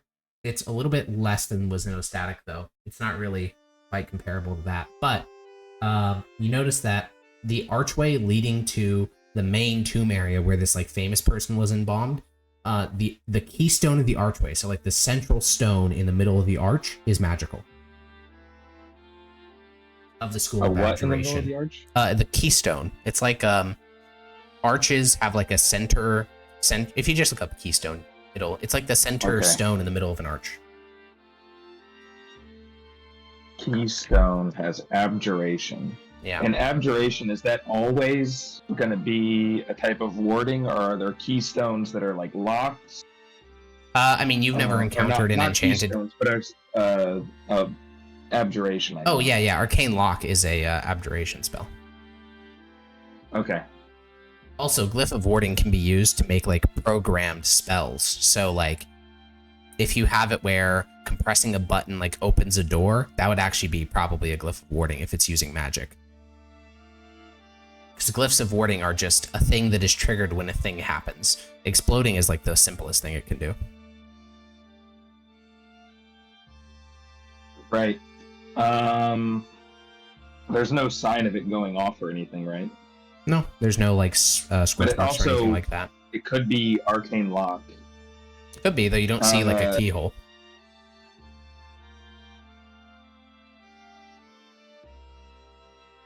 What do you think it is, Hagel? There are a couple of moments, and Hagel is very magical, and he knows a lot of stuff, but he's actually not a wizard. This is like a very specific Arcana question, which he doesn't actually really know. Yeah, I mean, he knows Elvish history and lore and tons of stuff about the world, but he's not really a wizard. It's also not text, so he can't translate it. Can I make an Arcana check then? Yeah, for sure. On if this is lock or dangerous, or if there's a way I need to interact to unlock it. It looks like a type of glyph of warding. So either explosive or to trigger another spell. Okay. And touching it would probably be the thing that triggers it. That's what most glyphs of warding are triggered by. Okay. I will go touch it. Okay. You touch it.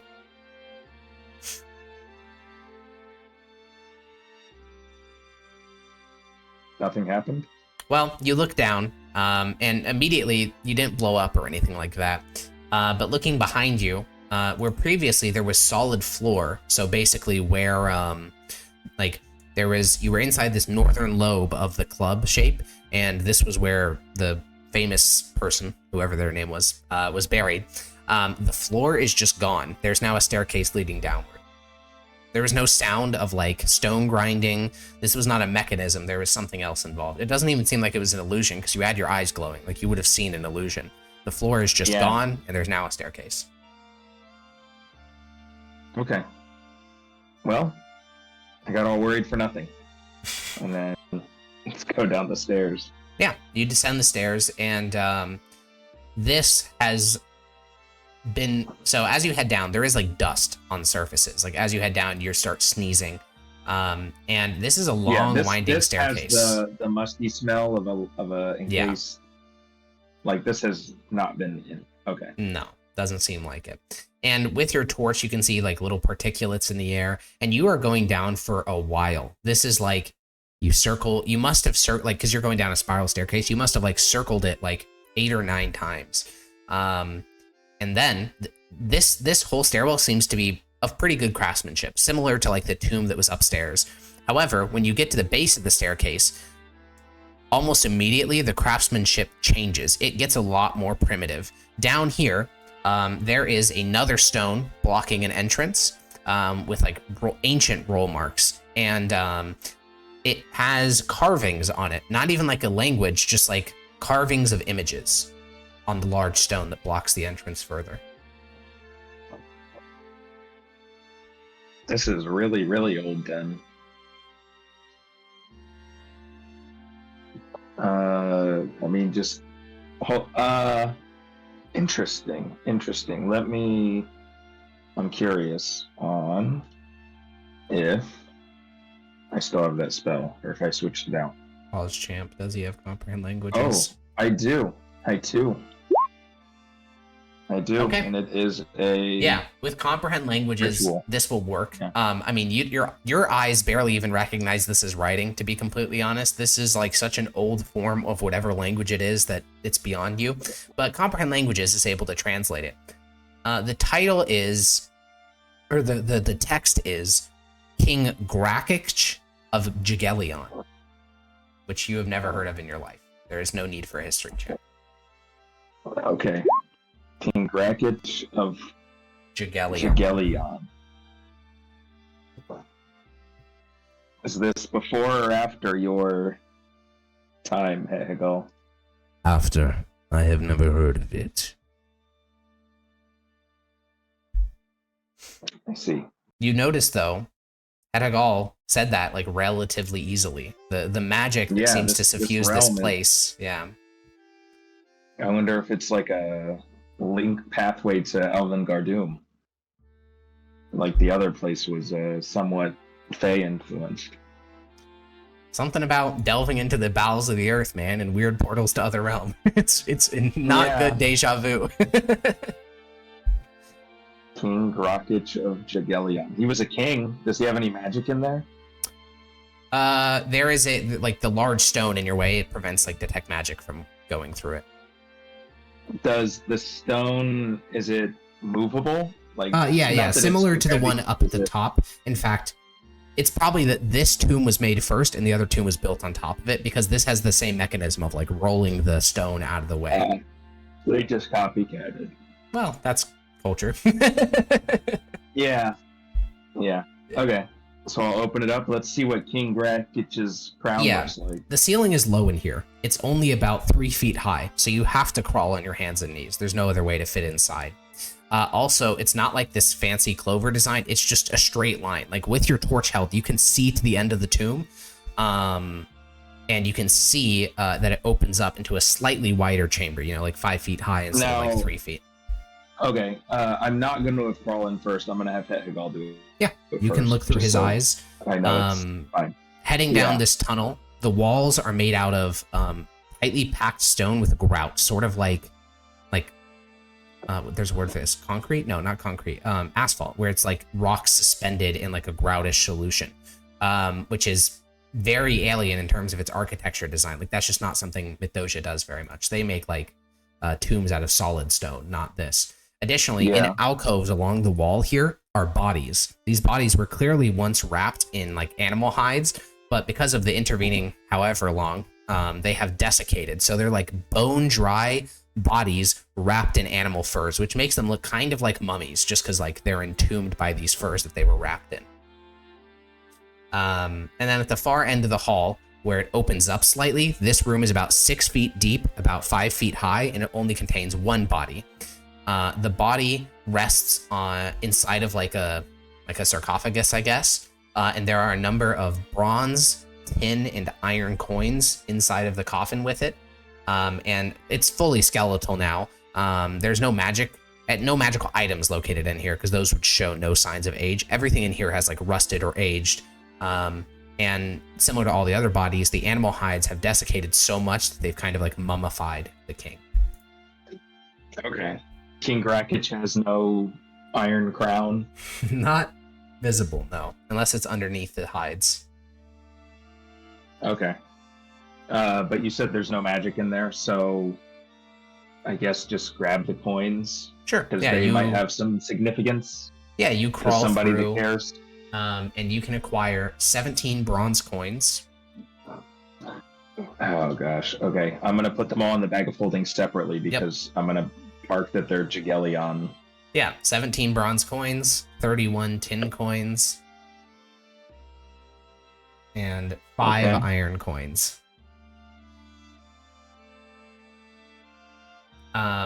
And with your magic eyes, you can tell that this air here, like there's just this tomb is suffused with magic, but it's coming from beneath you. All right, let's go down. There is no staircase. Oh, and there's no magic. Nope, not inside this tomb itself. Push. Let's see if we can move his grave over. If there's another staircase down. Yeah, I mean, you give a good try to push the stone sarcophagus like out of the way. Either it's the mechanism is like seized up, or there is no mechanism and you're just pushing stone. Either way, it doesn't move.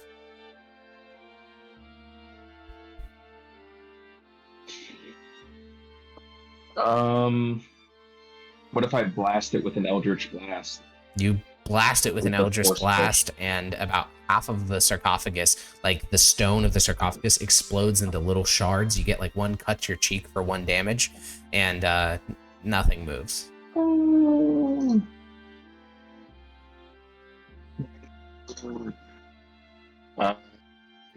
We have to keep going down.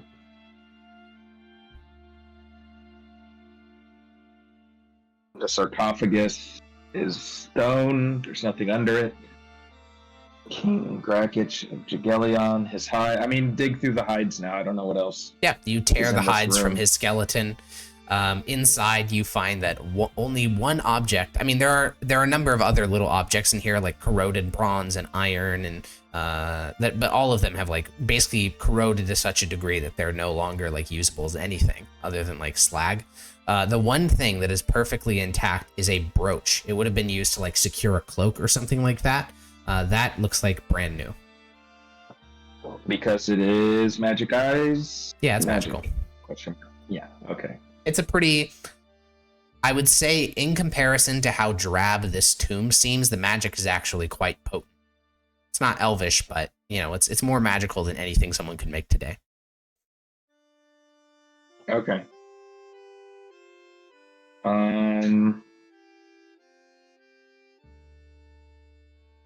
So we got a brooch. We don't know what it does.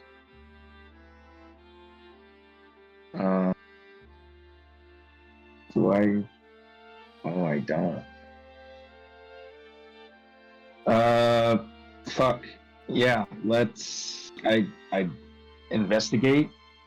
Sure. See if there's anything along the walls. Where did the sheet?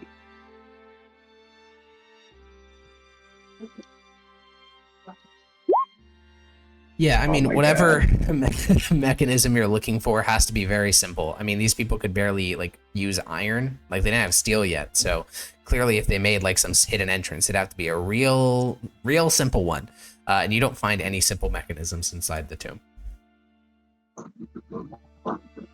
Okay, so I leave the tomb. Was the tomb the last thing? Was it a dead end? Yeah.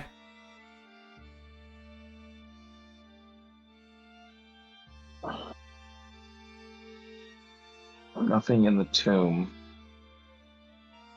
I don't have any kind of like move earth spell. Well, you do. It's just a manual move earth spell where you have a shovel.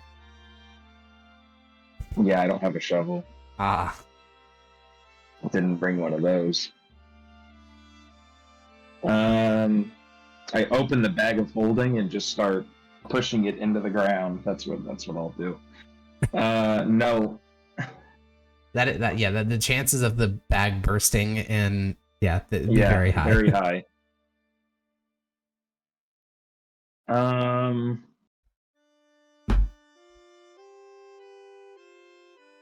We've got to go down more.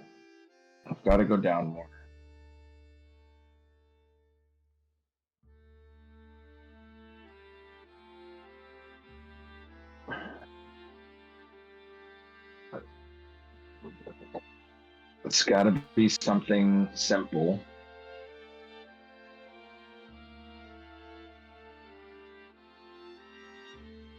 I'll put the brooch on. That's all I can think of right now.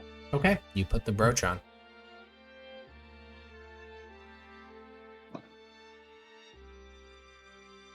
Well, that helped.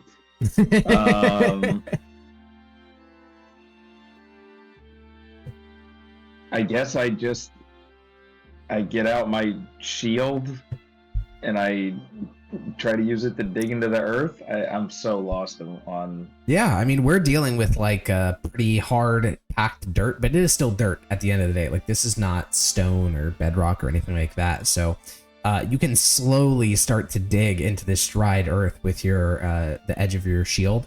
The answer is if you're going to dig any substantial distance, you're going to want a more specialized tool, but based on Hedhegal's emotions, you can tell you're on the right track. Like if you can't find another way to go down, digging is one way to get there for sure. And there were no shovels or anything upstairs? Not inside the tomb, no. Or that I saw outside. I mean, down in the village, they probably had some, but... How long does it take to get back to the village? I mean, so you'd be going back all the way up, which would take like 5 minutes. Then you walk down the 700-foot hill, grab something, walk back up, like probably like 2.5 hours maybe. It's mostly the hill climb, like the one back up the hill that takes most of the time. It's a pretty steep increase. Okay. Hedhegal is going to stay here to let me make sure nobody else is going in here. And then I will go to town and commandeer a shovel. Commandeer or buy? I'm taking it. You approach a house of again, like 6 of the village is gone, so those that remain are, you know, cleaning things up, attempting to plant some crops for the winter. Not much will survive out here in the winter, but some stuff will. And the house that you go to, you just grab a shovel from out front. Someone gives you a dirty look, and they, ask who you are. You explain that you're a soldier of the Son of the Dragon, and the conversation kind of ends there. You make your way back to the tomb, and it's about like 9 in the morning, and you are in the depths of this hill, mountain maybe if you want to be really generous, and you start to slam your shovel against the hard packed earth. You're bigger than you used to be because of the ring. It makes you a big strapping lad. But progress is slow because the earth down here is very dry, and you don't have a lot of places to put it. Like, you dig down about a foot and you've already run out of room in your immediate vicinity, so you start chalking clods of dirt into the coffin, like the sarcophagus containing this ancient king. And you get down about to 3 feet, and you decide to take a break. You ask Hetagal to go grab some rations from your horse and bring your water skin down. You sit on the lip of this little hole that you dug. You drink your water, you eat your crackers, and then you go back to it. And you're about 4 feet down. And as you plunge your shovel into the ground, make a dexterity saving throw.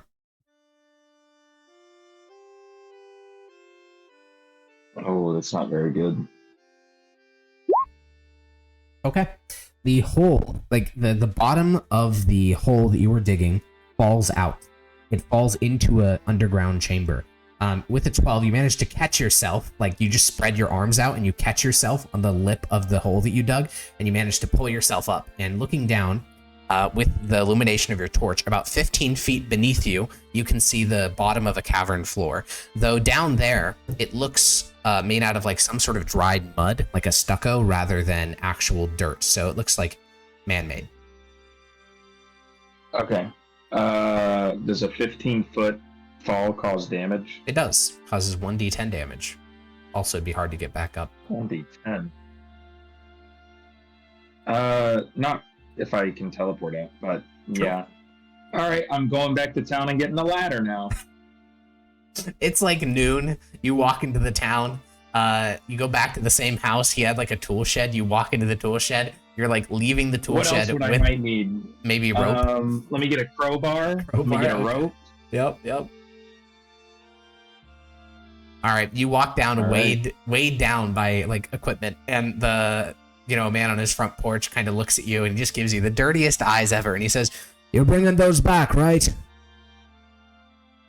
I don't even acknowledge it. He curses at you in Tibrashian, and you return back up the hill, covered in sweat. This is the most manual labor you've done in probably years. I can't think of a time in PAX when you would have done more than this. And you climb back up the hill, you go back into the bowels of the earth, you go back down, you get into you have to like crawl through that tunnel, dragging the ladder behind you, because you can't put the ladder on your back. It's not big enough, and so, or this tunnel is too narrow. And so you drag all your supplies into this little opening where this ancient king rests. And you have all your equipment. All right, ladder down. Okay, you drop the 20-foot ladder. It hits the floor pretty rigidly. Like it looks mud-like just based on the texture, but it's clearly very dry, so it's rock solid. And you climb down the ladder, and inside is dead air. The chamber below is an archaic place, antediluvian and separated from the changes of the world above. The walls are made of dry mud, as if some ancient culture had decorated this cave. The standouts within the chamber are 2 massive mud piles. Each of the monoliths are easily 4 meters high, and covered in, this mud. They're not alone in the chamber, though. Buried in the hardened mud of like the walls and floor, you can see fragments of glassware, bones, and pottery. Like, most of these things are partially submerged, as if when the mud was dry, they were dropped into it. But then when the mud hardened, through the drying and cracking of the seasons, they've like kind of emerged to the surface, or like the floor has cracked and reveals in these cracks like bones, pottery, glassware, and you even see something metallic buried in the dried mud. Turn on magic eyes. Hopefully I'm not You are blinded. Okay. Well, you blink golden spots out of your vision as you go back to normal. I'll go to the metal thing in the mud. All right. Yeah, you walk across the top of the dried mud, and all you can see is what. It's hard to tell because you can only see like a tiny bit of it, but it looks like the handle of something. Should I grab it? Asking Hegel. Yes. I'll grab it. Yeah, you grab it and then wrench it against the dried mud, and after a good 30 seconds of tugging, something in the earth, like the dry mud, snaps, and you pull out this thing. You have to spend another 10 seconds cleaning it off, and you find yourself in possession of. I can prestidigitate it. Well, this is not dirt. This is hardened mud from centuries of calcification. But yeah, you have an amalgam of wood and metal that are fused in a way that only one culture has ever achieved, those being the elves. An elven sword? Dagger, unfortunately. Long sword? Dagger. Okay. Elven dagger. Awesome. And then there were 2 mounds, you said? Yeah, 2 giant dried mounds of mud. Is one calling to me more than the other? Yeah, looking at the right-hand side of the room is what blinded you. Okay. So let's check the left-hand side first, the left. Okay. What is your method of breaking apart this mud to look at what's underneath? I've got the shovel still. Yeah, so we're just blunt instrumenting it. We're just slamming the hitting the shovel against the mud, cracking it, and then pushing it out of the way. I mean, I think so, yeah. Okay, cool. I just didn't know if we thought what behind it was delicate. You slam the shovel 4 or 5 times to crack this dried mud, and then you use the sharp end of the shovel to scrape it out of the way. And what is encased in about 2 inches of mud is a black stone object with, on this object, it has you see a very small piece of faintly glowing golden script. I still have comprehend languages up, right? So yeah, or I can just put you it can't back see up. enough of the letter to translate it. Okay. Is it incredibly similar to the lodestone I saw in Alvin Gardoum? Well, the body of the thing is all black stone, so that's true for both of them. And you see golden script. I will say the one in Alvangar-Doom glowed. That thing was pulsing with magic. This looks dim and maybe even dead in comparison. Yeah, but it's very similar. Yeah, if not the same, but just. I mean, yeah. If you could fully excavate it, then you could probably say for certain. But you have an inch by an inch visible. Okay. And that's what's in here. What should we do with this? Well, yeah, that's one of the large mud monoliths. How big is it? It's about how wide? Oh, wide? It's only foot wide. Circumference. It's not very wide. Okay. These are smaller than the ones that were. These 2 monoliths of mud are smaller than the one that was in Alvangar-Doom. Okay. How heavy is it? I want to try and get it out of here. How would you? Well, one, it's fused with the floor because it's covered by the dried mud. So first you'd have to get rid of all of that stuff. Then you'd have to pick up something that's 12 feet tall and a foot wide, made of solid stone. So that probably weighs thousands and thousands of pounds. Yeah, I don't know. The idea was to put it in the bag of holding, but I don't. That would definitely shatter the bag of holding. Yeah. Okay. Yeah. Okay. Okay. So I guess this is a come back another time kind of thing. But I know that they ravaged this area, so how will I make it to where they can't check it? How is it a come back another time thing? When are you going to come back? I'm going to tell Tullius there's a fucking lodestone here, bro. What's he supposed to do about it? It's smack dab in the middle of enemy territory. I don't know. He's a smart guy. Fair enough. Well, what should I do then? Is this a legendary magical item? I should eat it? You'd probably have to uncover more of it to make any determination. Also, I will say, okay. you can look at it with magical eyes. The other object, the other monolith on the other side of the room, that is blinding. This one, you can look at with your plain eyes. Yeah. Yeah. Yeah, so I feel like this is a dead lodestone, but I feel like it would still be very, very incredibly valuable. Fair And enough. I know that this tomb is traveled a lot. Yeah.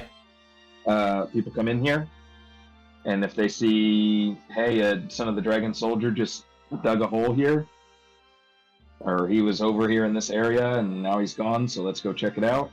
Holy shit, there's something wacky here. Yeah. Yeah, I feel like I need to Hedhagal do will something say, to cover this up.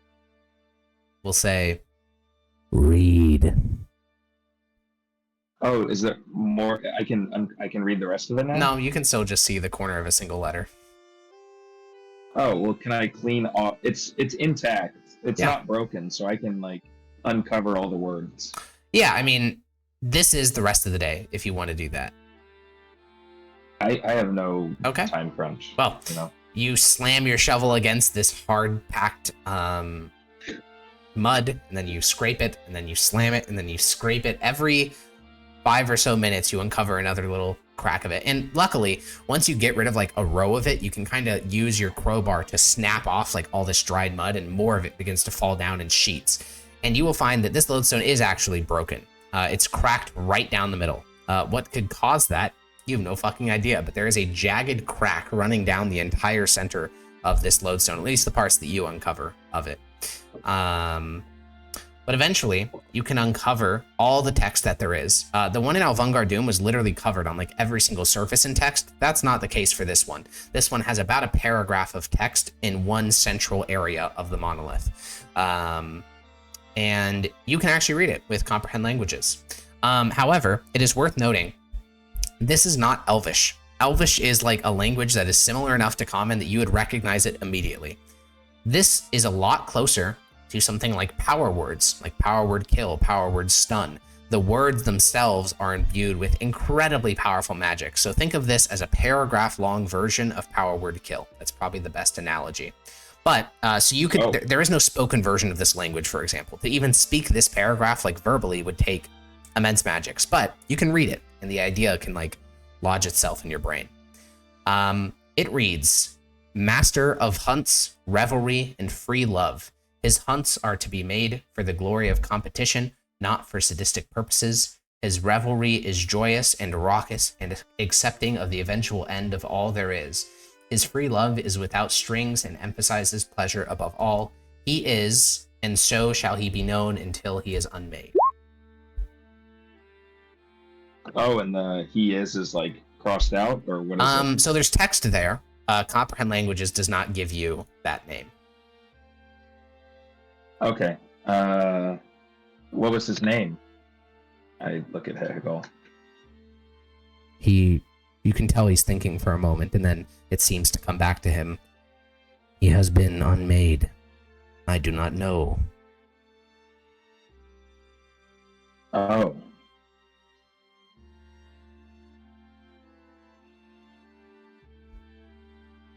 Been unmade. So does that mean that there is not a word there? Hedekal thinks for a moment, and you can see him like mustering his strength because he wants to say this sentence out loud. But, you know, when this sentence does leave him, it's going to be a lot easier than he anticipates because there's so much magic here. But he'll say, yeah. El Corel was once made with a stone like this. For every stone that made him, another was made to unmake him. For as long as those unmaking stones stand, he cannot be remembered. Oh.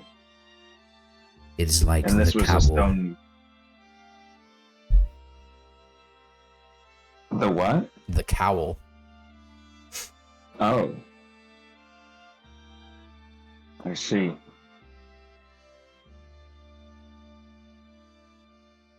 Okay. And then camp for the night down here, because you said that was the rest of the day. Yeah.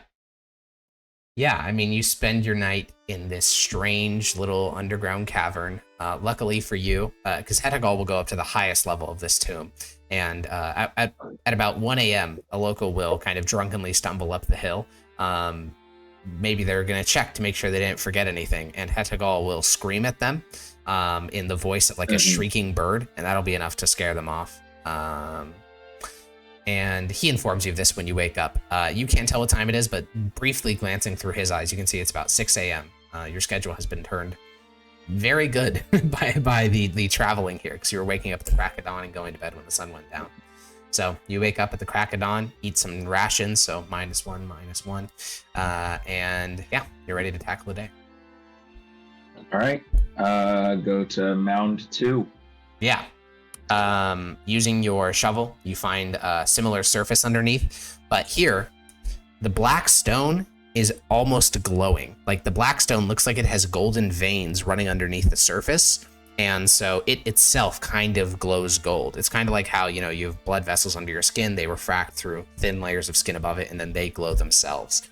The text here also glows brilliantly golden, to the point where even through the dried mud, you can see the vague outlines of text, so you can use that to guide your excavations. Similar to the other one, this is about a paragraph of text written in this, you know, power word script, and it's easily translatable enough through comprehend languages. It reads, all those things physical which are associated with Tel Karel are to be unmade. Not limited to his temples, his worshippers, his relics, his statues, his outposts. Chief among those which are to be unmade are Yashavadun, the spear of infinity, and the fire of hope. Let this be third of fourth.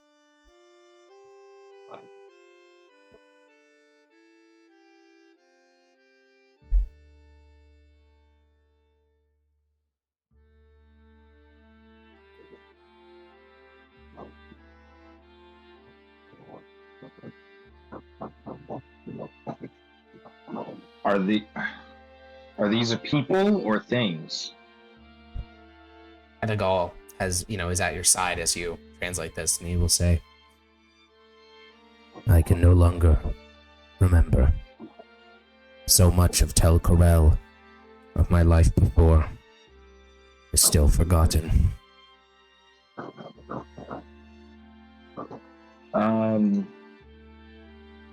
So now we're here. We see this lodestone. I'm gonna pull out the idol. Didn't someone consume that? No. Did Hetagal eat it? The idol of Het Menariel? That one? I didn't know that it was still on my sheet. I didn't. Yeah. I think Hetagal ate that like the second you got it from the collector, like when you got back to Nauseous, or at least he should have. Okay. Yeah, because he got really big, I guess, and then he told me about this spot. Yeah. What do we do to this? How do we destroy it? Bloodlet it of magic.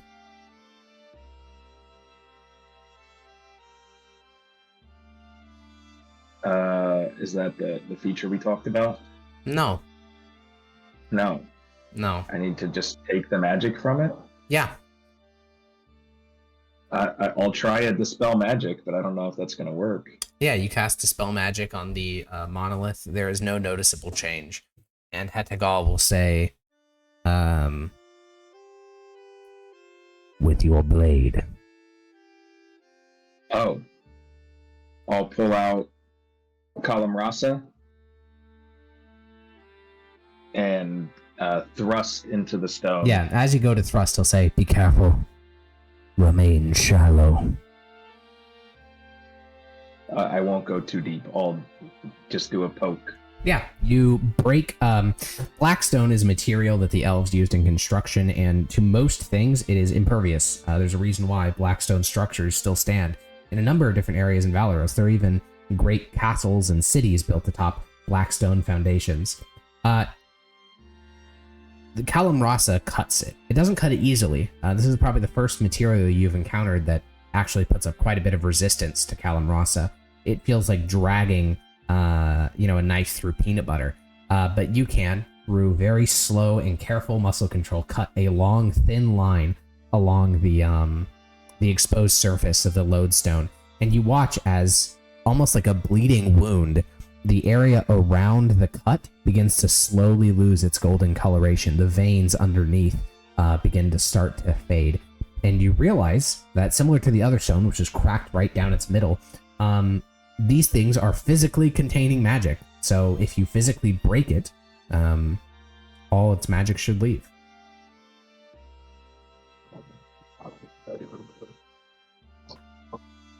And mine is just a small cut. The one that destroyed the other one was huge. Yeah, well, that didn't look like a cut. That looked like a lightning bolt. Or yeah, like something tore open, or like an earthquake or some strange like phenomena. Yeah. But an earthquake wouldn't break it, right? Because it's sturdy. Unless it was some sort of I mean, a really strong earthquake definitely powerful. could, but this room doesn't look like it's handled like a really high magnitude earthquake, so it probably was like manual intervention by something. Okay. So I'll make a few more cuts so the magic just starts leaking more and more. Yeah. Yeah, you feel the air in the room begin to change. It's similar how, like prior to when it's raining, like about to rain, you can kind of smell it in the air. The air here smells like magic. It's something you could never really describe to someone who is not a spellcaster. It's a sixth sense beyond your own, an ability to just recognize it. And Hetagal is almost always in at least a low-level pain, sometimes a much higher level. But for the first time, he's relaxing. You know, he kind of like feels himself ooze out into a liquid, like he returns to his kind of gooey state as he just kind of oozes across the floor in a sense that's much more comfortable to him than trying to maintain, his mass on this plane.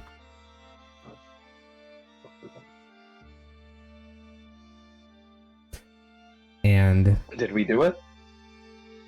Hetagal will kind of, he won't reform, but he will form like a mouth, and he will say, "No. Many days."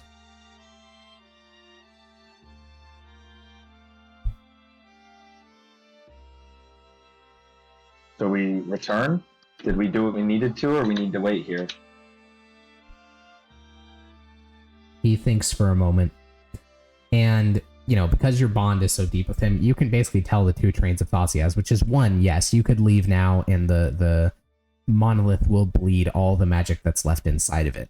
On the other hand, Hetagal is very comfortable here, and he really doesn't want to go. Yeah, I'll hang out with him for the next few days. Yeah.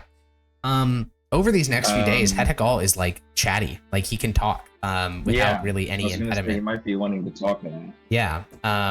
He doesn't have many questions for you because your bond is pretty deep, and also he was there for most of your life.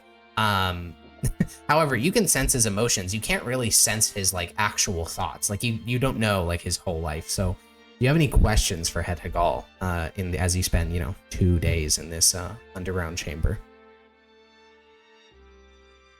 What was it like all those years ago? There was constant war. Being a god of freedom means fighting against oppression. And the world was consumed in oppression. An empire as far as the eye could see, spreading across planes and millennium.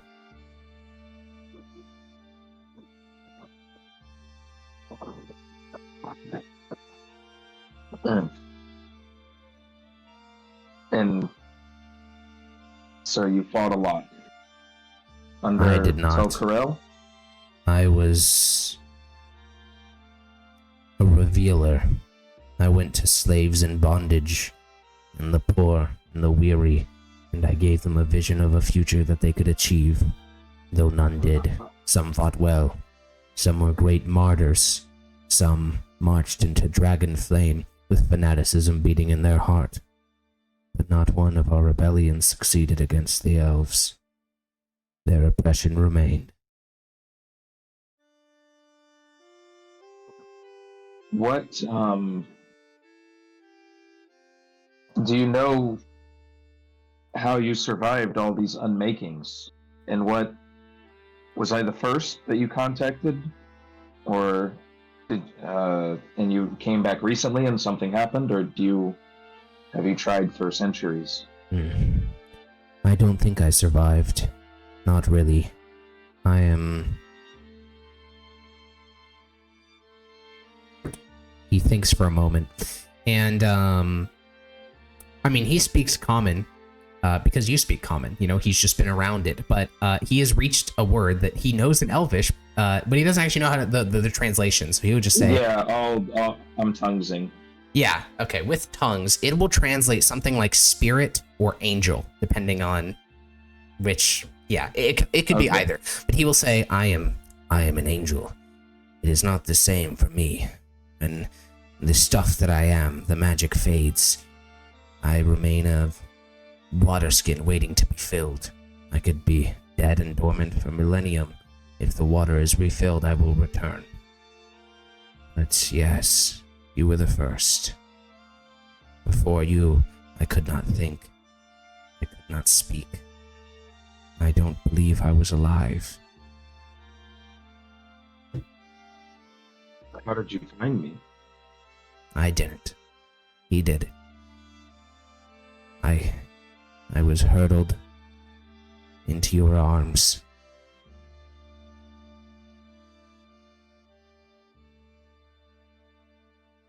What was I was the one that filled the water skin?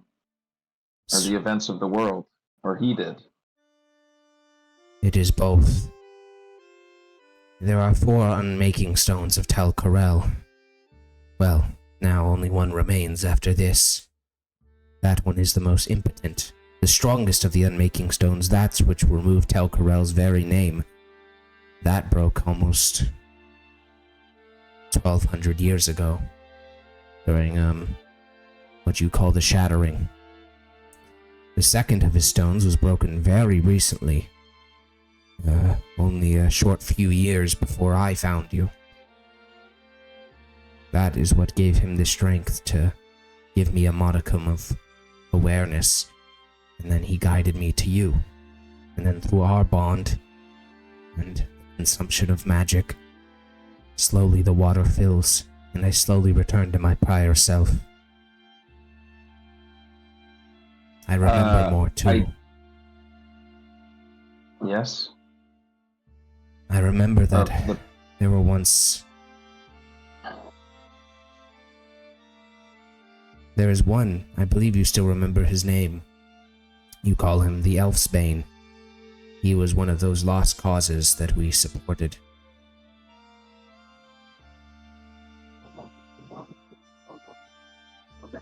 What do you mean he was a lost cause?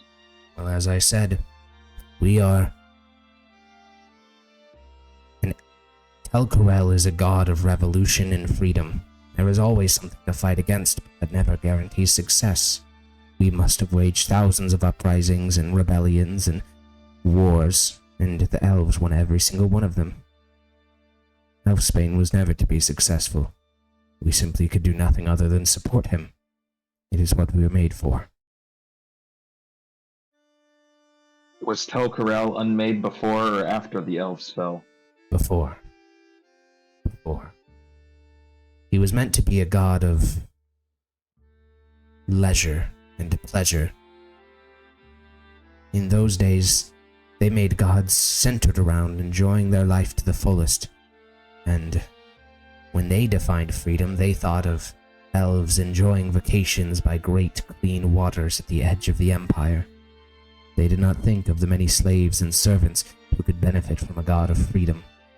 Once it was realized that we had created so much chaos, he was unmade. Our worshippers were unmade. Your worshippers primarily were human? No, not human. Species that don't exist any longer. Did they look like the form you showed me? No. You are the stuff of elves, flesh sculpted by sick bloodlords atop palaces of corpses. It is what dwarves, humans, halflings, and anything else that still exists today is from their ilk. They made other things, though. They made Rakata, Oostervad, failed experiments that numbered in the tens of millions. These were oppressed worst of all, flawed experiments that continued to reproduce. Even the goblinoids.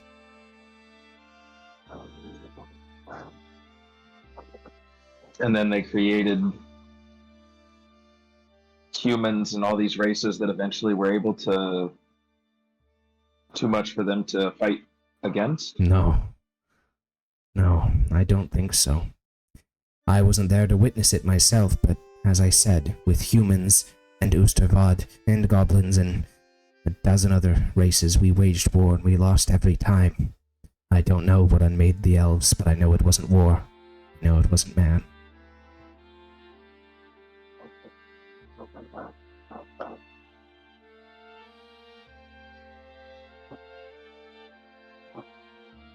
Oh.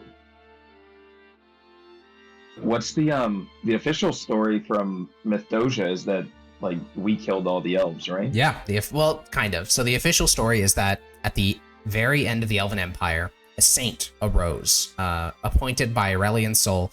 Saint Palinol descended from heaven and began a mass cleansing.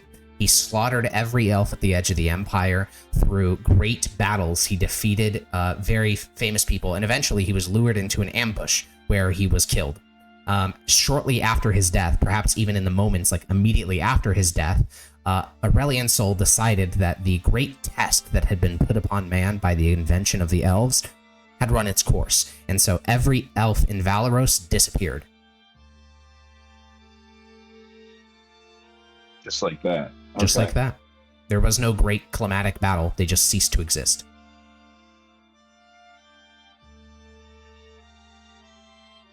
What of... You know of Aurelian Sol. Is he made with lodestones as well? No. He is a new thing. He is like me. Or perhaps even less real than I. My shape was defined in stone through the words of god sculptors. His is a delusion of mass belief and hysteria.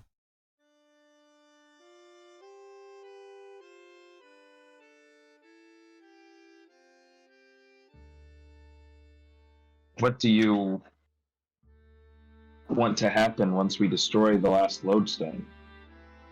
That which I and my god were made for. Freedom.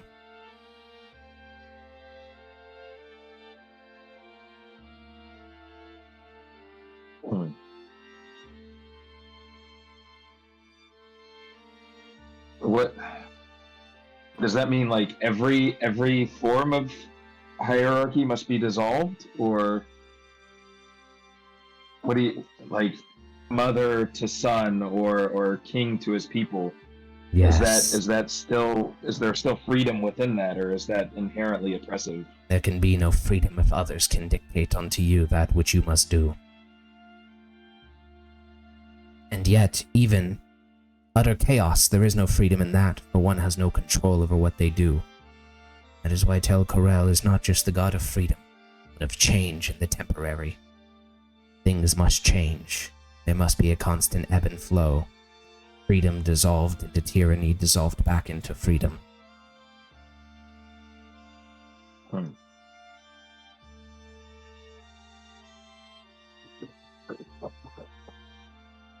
What's the next step?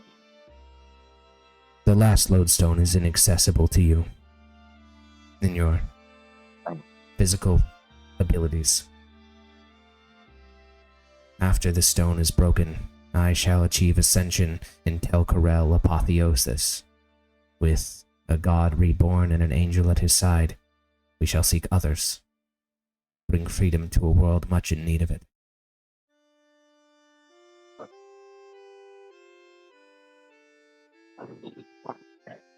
What rivals would Tel Corel have without the elves to fight against? You make it seem as though the current system doesn't compare to the elves. It is not as and what we mighty. fought against them. This is true. But the thing which we battle against most is the nature of people.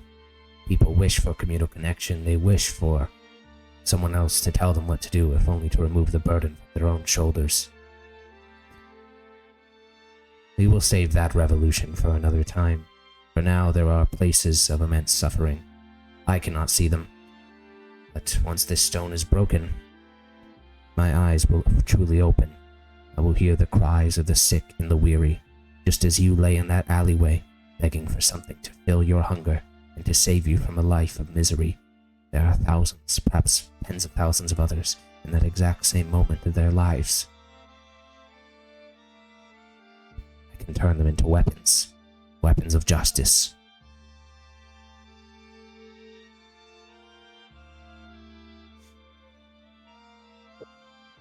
Yes.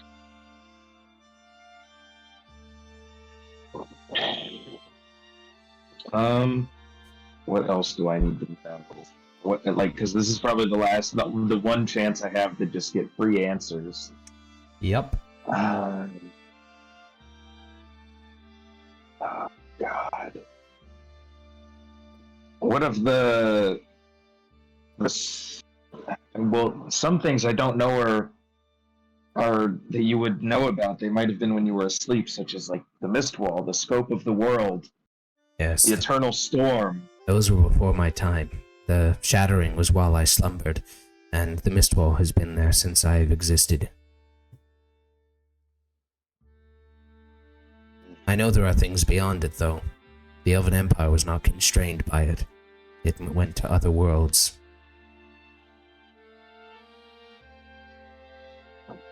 Is there like research on if Valeros is round? Yeah, and then so there was a very simple could experiment. Generally guesstimate the... Okay. Yeah, so what you do is you make an obelisk. Like, real life people were able to do this in, I think, 400 BC. Yeah, so, that's what I'm yeah, asking. in Valeros, they would have, raised an obelisk, measure its shadow, go to a different place, measure that shadow. With that, you can figure out the curvature of the Earth, and then you can roughly predict what the diameter of the sphere would be. And doing that very simple experiment, Valeros is about 13,000 miles across. The planet is about 13,000 miles across. Valeros itself is about 3,000 miles across. So it's like 20%? Significantly less than that. Of the world? But yeah. Oh. Because up and down, it's even smaller. I think up and down, it's less than 1,000. So, okay. Yeah, it's a small, very small portion of a very big world. And not to mention other planes of existence, though he called them worlds. So like Athel Loren, Cred Galador, the elemental planes, whatever is beyond that. The stars in the sky.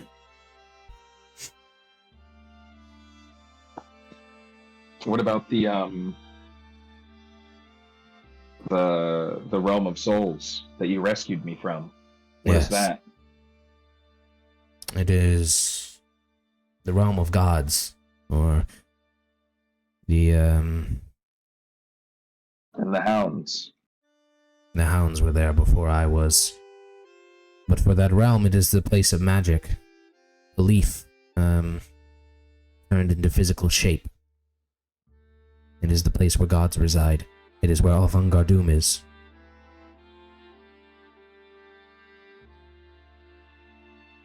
Oh.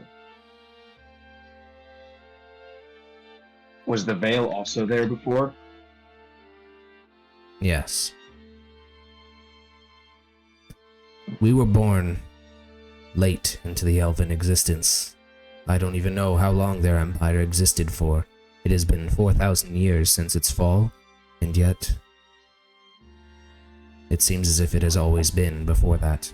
I know nothing of its origins, of its first kings, of the troubles that it certainly must have had in its forging.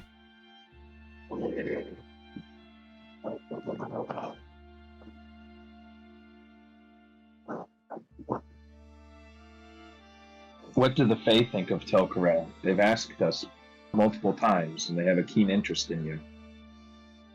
There was a kinship between us. They loathe oppression. They loathe being told what to do. Their courts are ever-changing, and their magics are very mighty. Tel Corel was an ally with them in this. I cannot recall it very well, but I sense there is some kinship between that Green Rider we defeated and Tel Corel, perhaps in lives long past. I see. Well, it doesn't do us much good now that he's imprisoned. Nor was he very clever. If he could be defeated by mortals so rotted of magic, so trifling, I do not think he would be much assistance in bringing freedom to this world.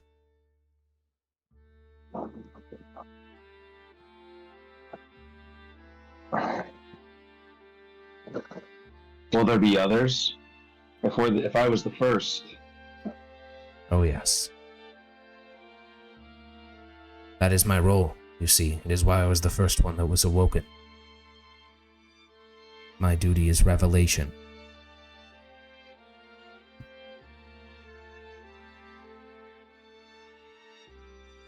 So does that mean you'll leave me? I must. Look how mighty you are. I can teach you little. I'm far weakened in this place. I can never return to that which I once was if I remain here. But there are others, designed to be at your side.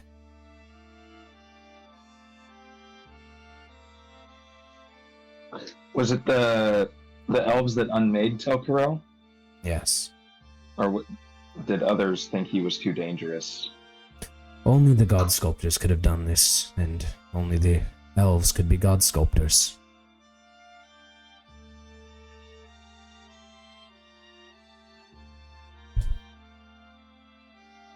What do you think of the world as it is today? I haven't seen much of it, but it's all humans, half-elves, these flesh-sculpted races you've spoken of. It is better than it was.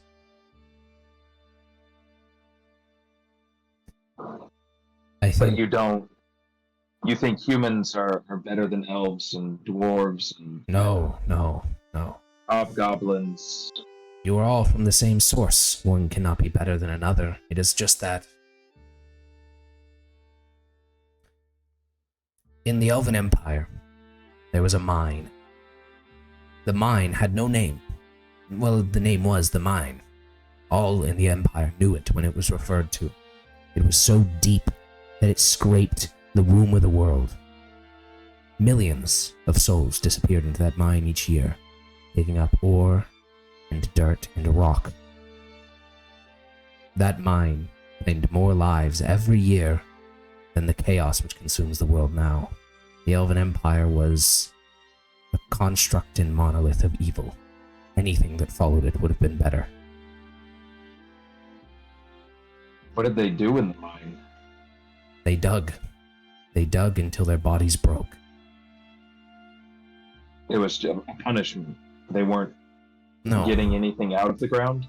They were physical materials and metals and such, but their transmutation was advanced enough that dirt, plants, trees themselves could be turned into weapons. I think they were just testing their creations. They made new things. I told you before of the Rakata.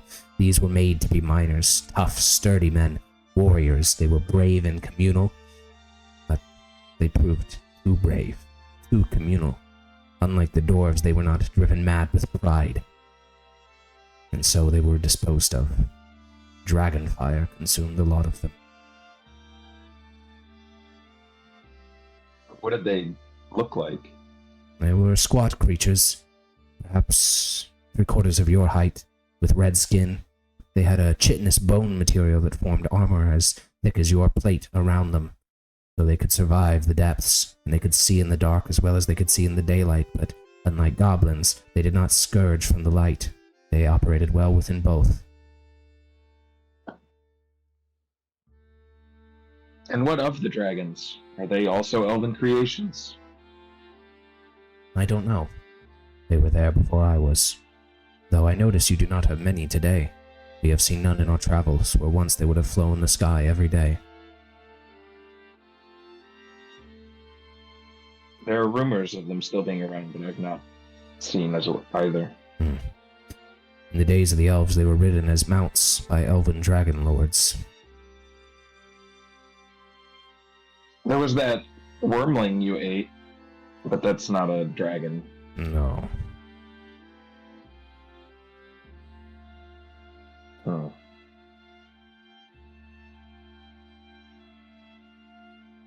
And the whole desire to consume magic, it wasn't or like the cursed items or just anything. It was more of a desire to just gain strength in this realm.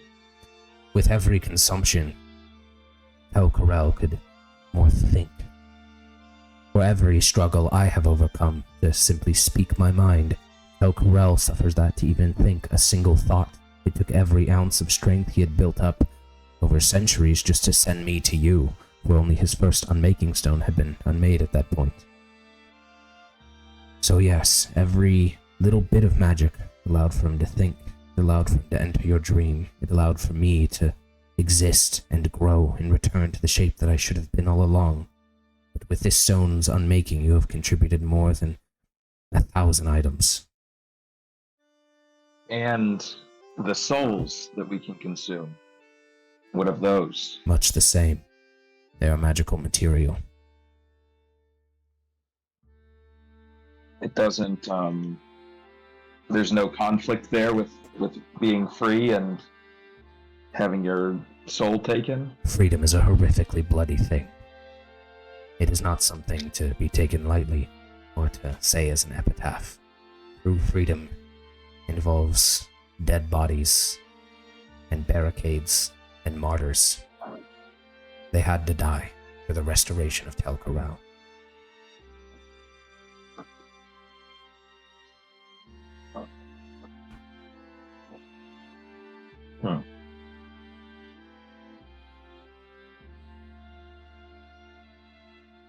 And you think that this will be a cycle?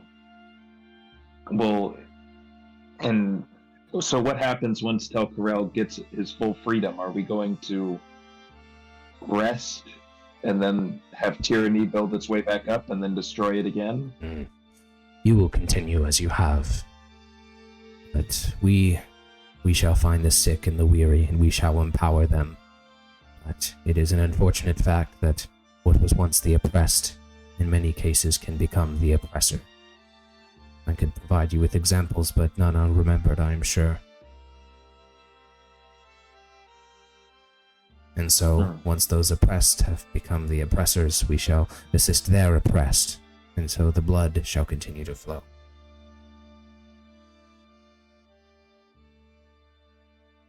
And what of the war of the minds? Is there a way to prevent them from becoming oppressors? Perhaps the elves could have done it. I struggle to think of something they couldn't have achieved. But it doesn't work that way. I couldn't change who you are. You are Zednius. It is why you were selected. If we could sculpt men's minds, then, well, we would have done things very differently.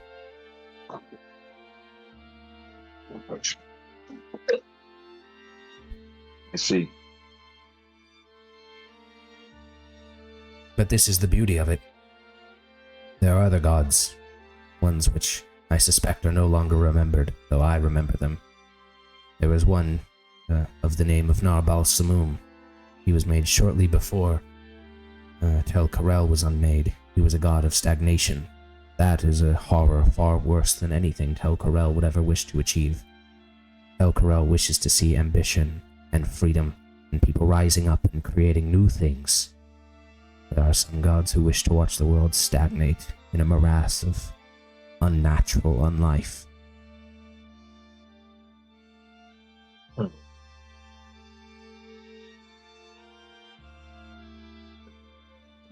And you said that's the only... Wait, are you aware of all the other deities around? Or just the ones from when you were there, and the ones that we've encountered on our travels? I know of Aurelian's soul. I know of no other gods who live today. Oh. Perhaps Tel Corel does. I am merely a shard of him.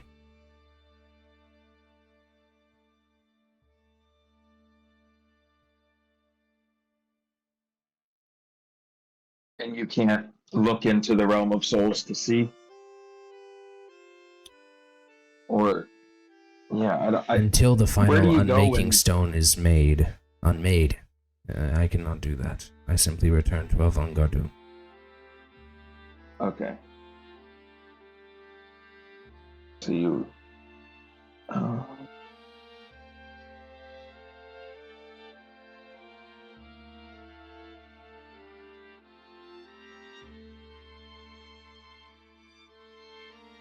Well, how did the idol survive? Or how did I guess it is a fair how question. did the idol survive? Items got destroyed. As far as I can tell, and this is by the word of Tel Corel, only things in this place, Valoros, the material realm, are unmade. Things beyond it, they can survive. And so, the idol was located in another plane at the time. One of the elemental ones, though neither I nor Tel Corel can recall anymore. It survived the unmaking, must have been recovered and brought back here in the last 4,000 years, and found its way into the hands of a collector who knew nothing of the history of the object he possessed. And the unmaking of Tel Corel didn't completely unmake him, it just bound him from ever returning to Valoros? It is as good as...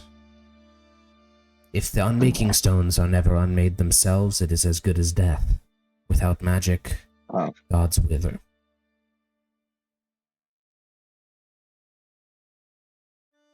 But when the first stone was destroyed, he got a glimpse of that power back. Just enough to think.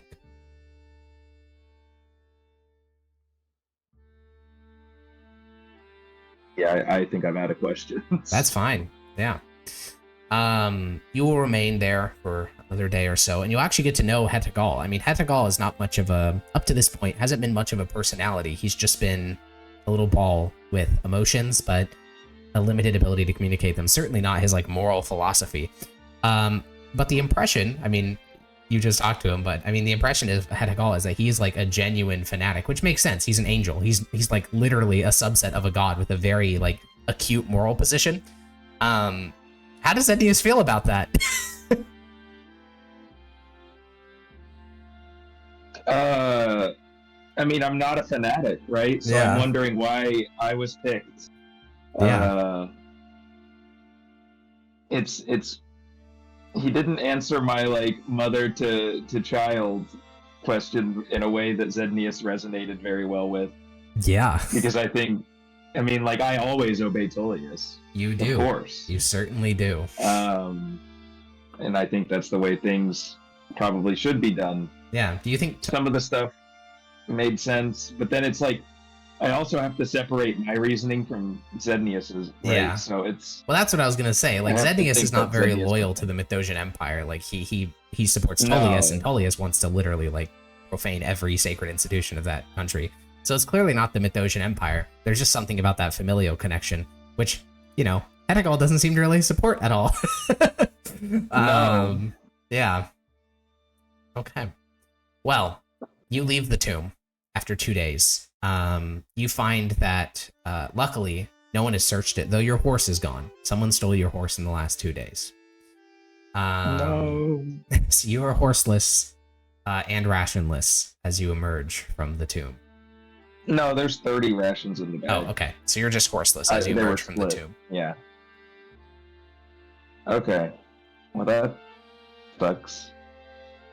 I'm guessing there's no horses in the city that I'm stealing all the stuff from. Well, there is actually. As you walk down from the hill into the village, it's pretty late in the morning. It's like 10 a.m. And you see that, you know, people have already gone off to the coast to fish. And in the backyard of someone's house, you see your horse. Sorry, I'm just gonna take it. Yeah, I mean, you walk over, an old man emerges on the back porch, and he starts to raise his fist, to shout at you. And then he sees, a Thrashin soldier, and he says, "Oh, I thought you were dead." And you recognize him. He's the guy who you took the ladder and the crowbar and all that other stuff from. He's like, I'm gonna get one over on him. Well, you probably thought you were dead. You were gone for 2 full fucking days. Yeah. Yeah. Yeah. And I'll say, "Wait, my ladder, please." You're lucky I don't kill you. And I'll hop on my horse and ride off. Oh my goodness, you yoinked his shit. No! Alrighty. What is the way back to civilization? Are we going west or are we going back east? I think we go west. We go back the way we came. Okay, east is the way we came. Just get a boat back. Cool. East is the way we came. Yeah, we came from the east. Well, we went from east to west. Yeah, so we're going back east. Yeah. Alrighty. Well, then you make your way back to the bridge. This time without. No. Okay. Wait. No, you can go around it if you want. Across That's fine. Yeah, you teleport across the river then. And then on the far side, you follow the coast until you get to Zachilski. And then from there, you go to Marienburg. And from there, you go to the city-state. It is the 14th when you get back to the city-state because it's relatively uneventful. There is news on the plains, however. It's a confusing piece of news. Here in the city-state, they actually know what happened. Elsewhere in the plains, though, there's a lot of confusion. Here in the city-state, they announced that the Trollkin Legion, which has only a month ago been freed from slavery, has attacked the Mithdosian legions and killed hundreds of people. There's a lot of confusion here in the city-state because obviously they know the Trollkin Legion. They know it's now headed by this green prophet, and they have no fucking idea why they did that. And yeah, I mean, the stories you get back are of, hundreds of these Trollkin, these green-skinned creatures, storming into an Imperial camp with trolls at their back, slaughtering hundreds of legionnaires in Kuzhva, which is where the Imperial legions are stationed, before escaping in the dead of the night.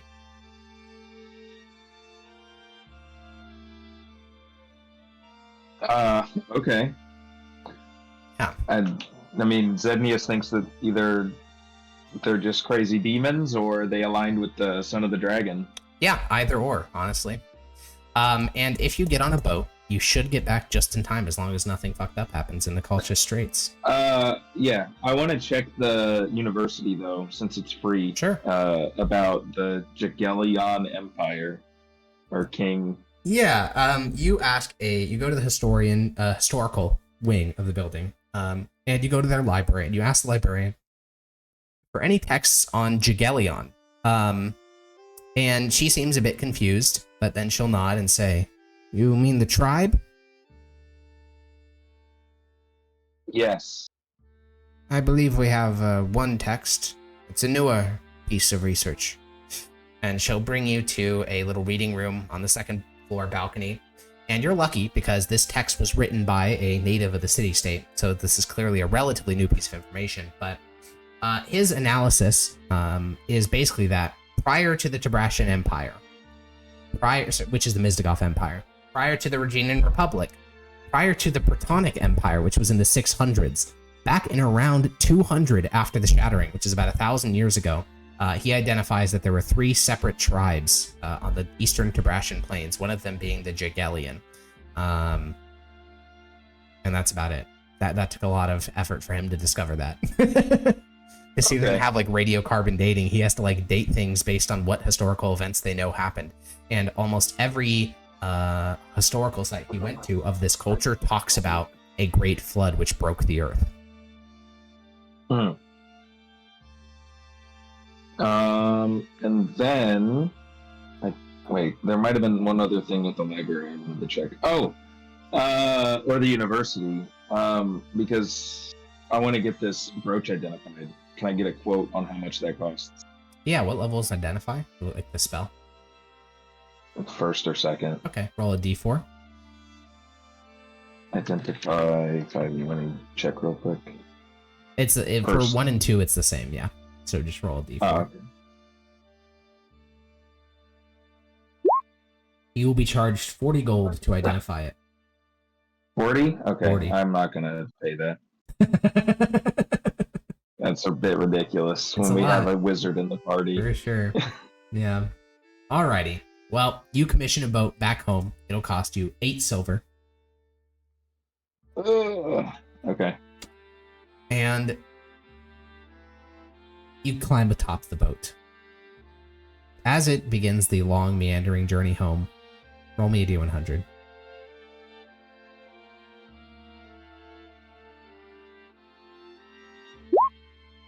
Okay, you're fine. On the 5th day of the journey, so this is right before you get back to Nauseous. I guess it's the evening before you get back, so it'll be the 4th day of the journey. As you go to bed, you wake up.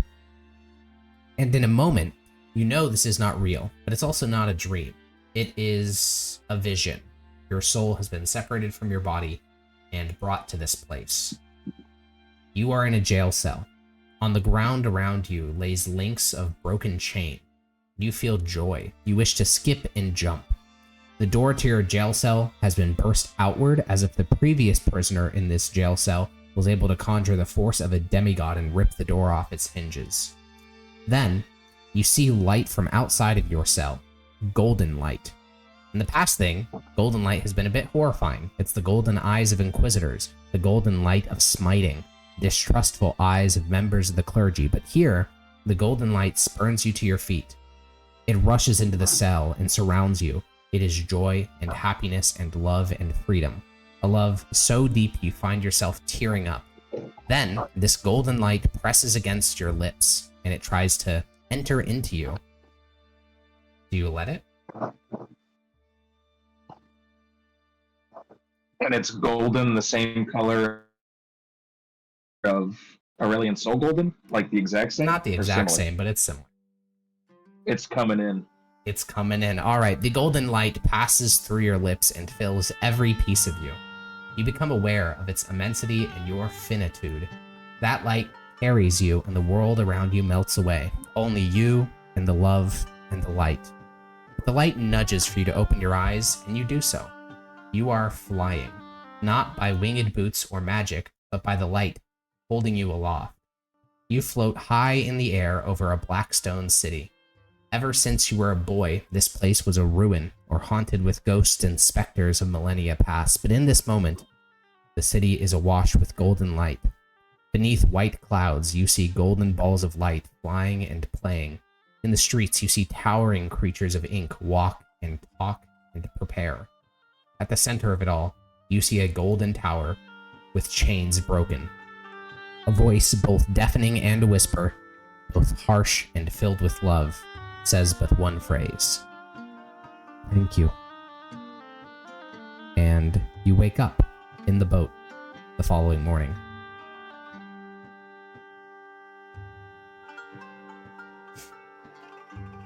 Is Hegal there? Yeah, he's still there. Oh, okay.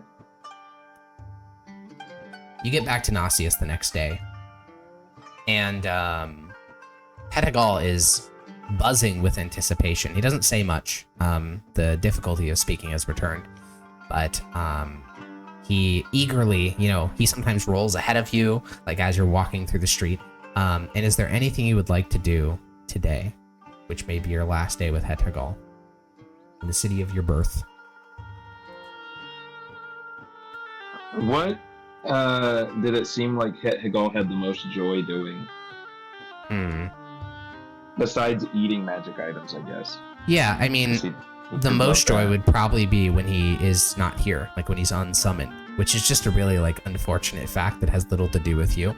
But when he's with you, he seems to have a lot of joy just sitting on your shoulder and just kind of being present, being close to you.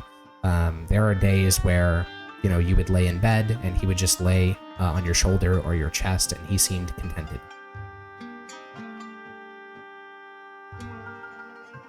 Yeah, I mean, we've had a really long 2 weeks. Let's just relax. Yeah. Let's maybe draw a bath.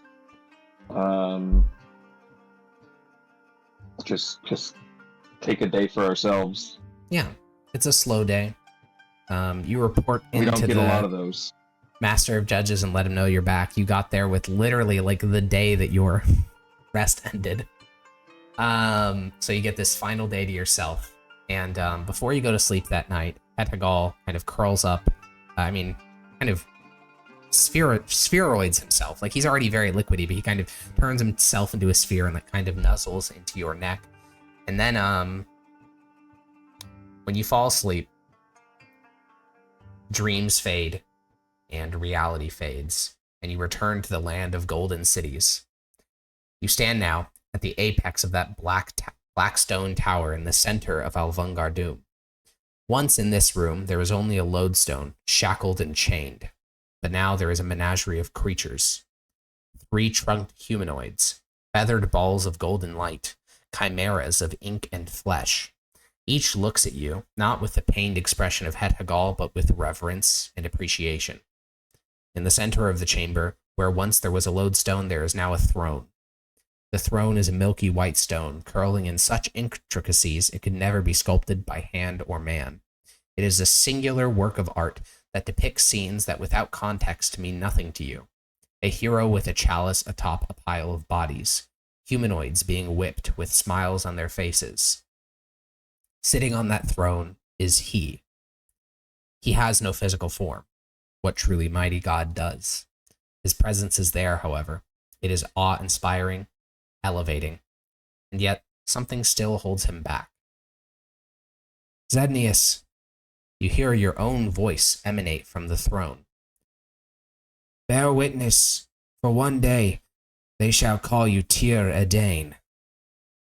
And before you can really react to what he meant by that, something shifts, much like your time within the realm of the Archfey. If you were pressed to describe the physicality of the transformation, you would be lost for words. It is the growing up of a child into a man, but on the scale of a god.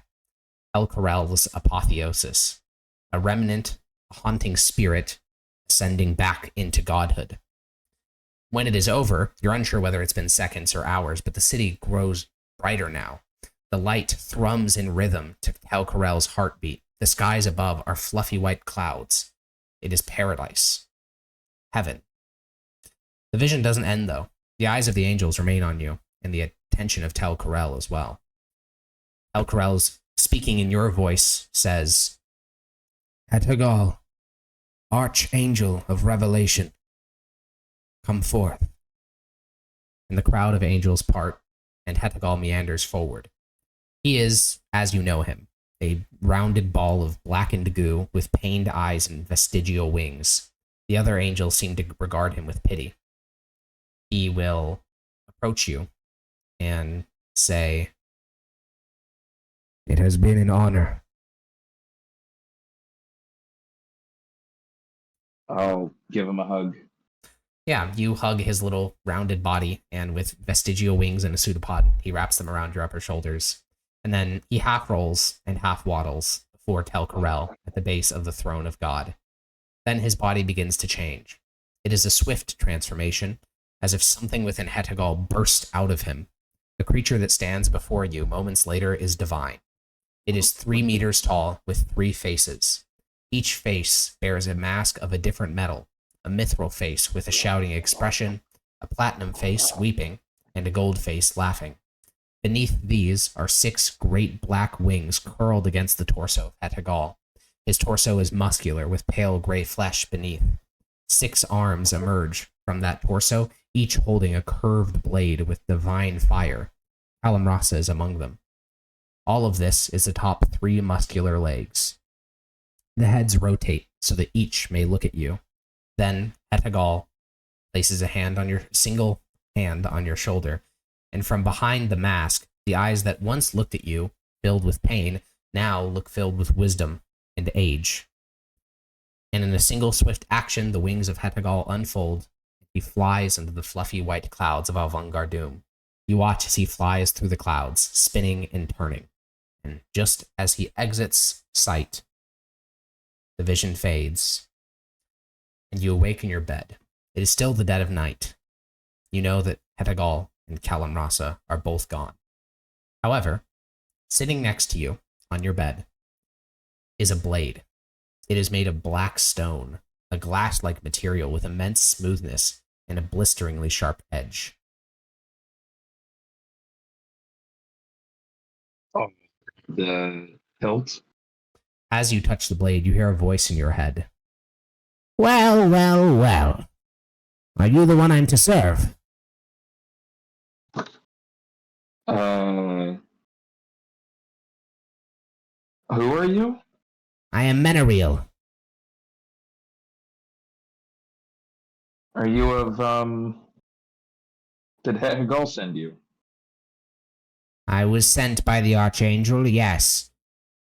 You have heard of my deeds, I'm sure. The martyrdom of Saint Almarian, or the speech at Ormelian Wrath.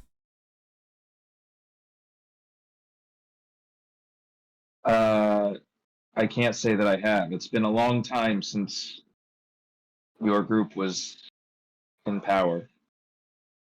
I see. Well, together we will carve a scar of bloodshed and action that will not be forgotten for millennium.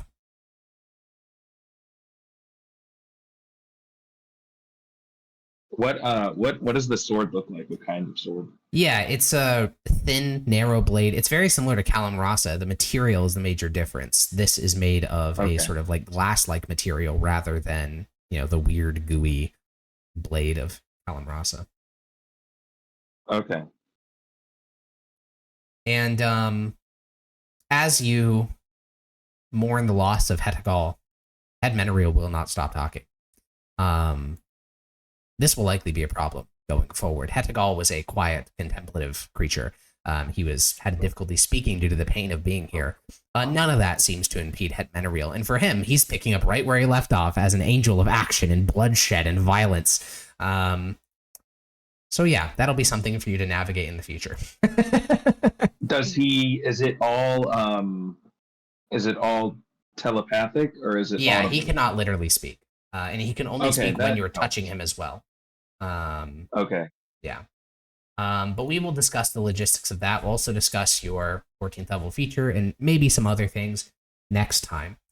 The final thing I would like to leave it off with is elsewhere in the world, in the city of Liebstadt, there is a man named Hans Mueller. He's 42. His farm was destroyed recently, and his family is gone. He is in an absolutely wretched state. And as he lays in an alleyway, craving for death to take him and feeling cold in his bones, a light comes down from the sky. A six-winged angel of revelation gives him hope and a new future. That's what Hetagal's going to be up to for a long time. At least until his god's unmade again, if that ever happens. I guess what does it look like is he doing what he did with Zednius? Or yeah, is basically. It different? Yeah, he is serving as an enemy. He's not like bonding to them as deeply and like having them on their travelers, but he's like giving them the power to fix their situation. He's serving as an intermediary between Tel Corel and his various angels in the material plane. A sort of messenger angel delivering things like Het Menariel. Okay. Also, final thing before we wrap this up, Aurelian Soul has no angels. It's a very notable, no modern gods do. The Jade Lady doesn't, Aurelian Soul doesn't. The only other types of gods that actually have minions, as it were, would be the ancient elven gods, the Faceless King, Blue Tegmen Chicane, things like that. The ones that we call them demons? Or yeah, we would call them demons. Yeah. The only other gods, and you call those servants demons. So if you would like to characterize it, you could say that you unleashed a demon prince and all of his greater demons. But you could also say a god and his angels. He's helping. Yeah, he just wants freedom at any costs. And with that, we will wrap up for Zednius. Next week, I believe we'll be doing Grania. I'm not 100% sure. And we'll continue through these solo sessions. And we'll see what's up with Tullius. Oh, also, we'll get your item identified when we come back with the main session next time. Alrighty. Bye-bye. Well, you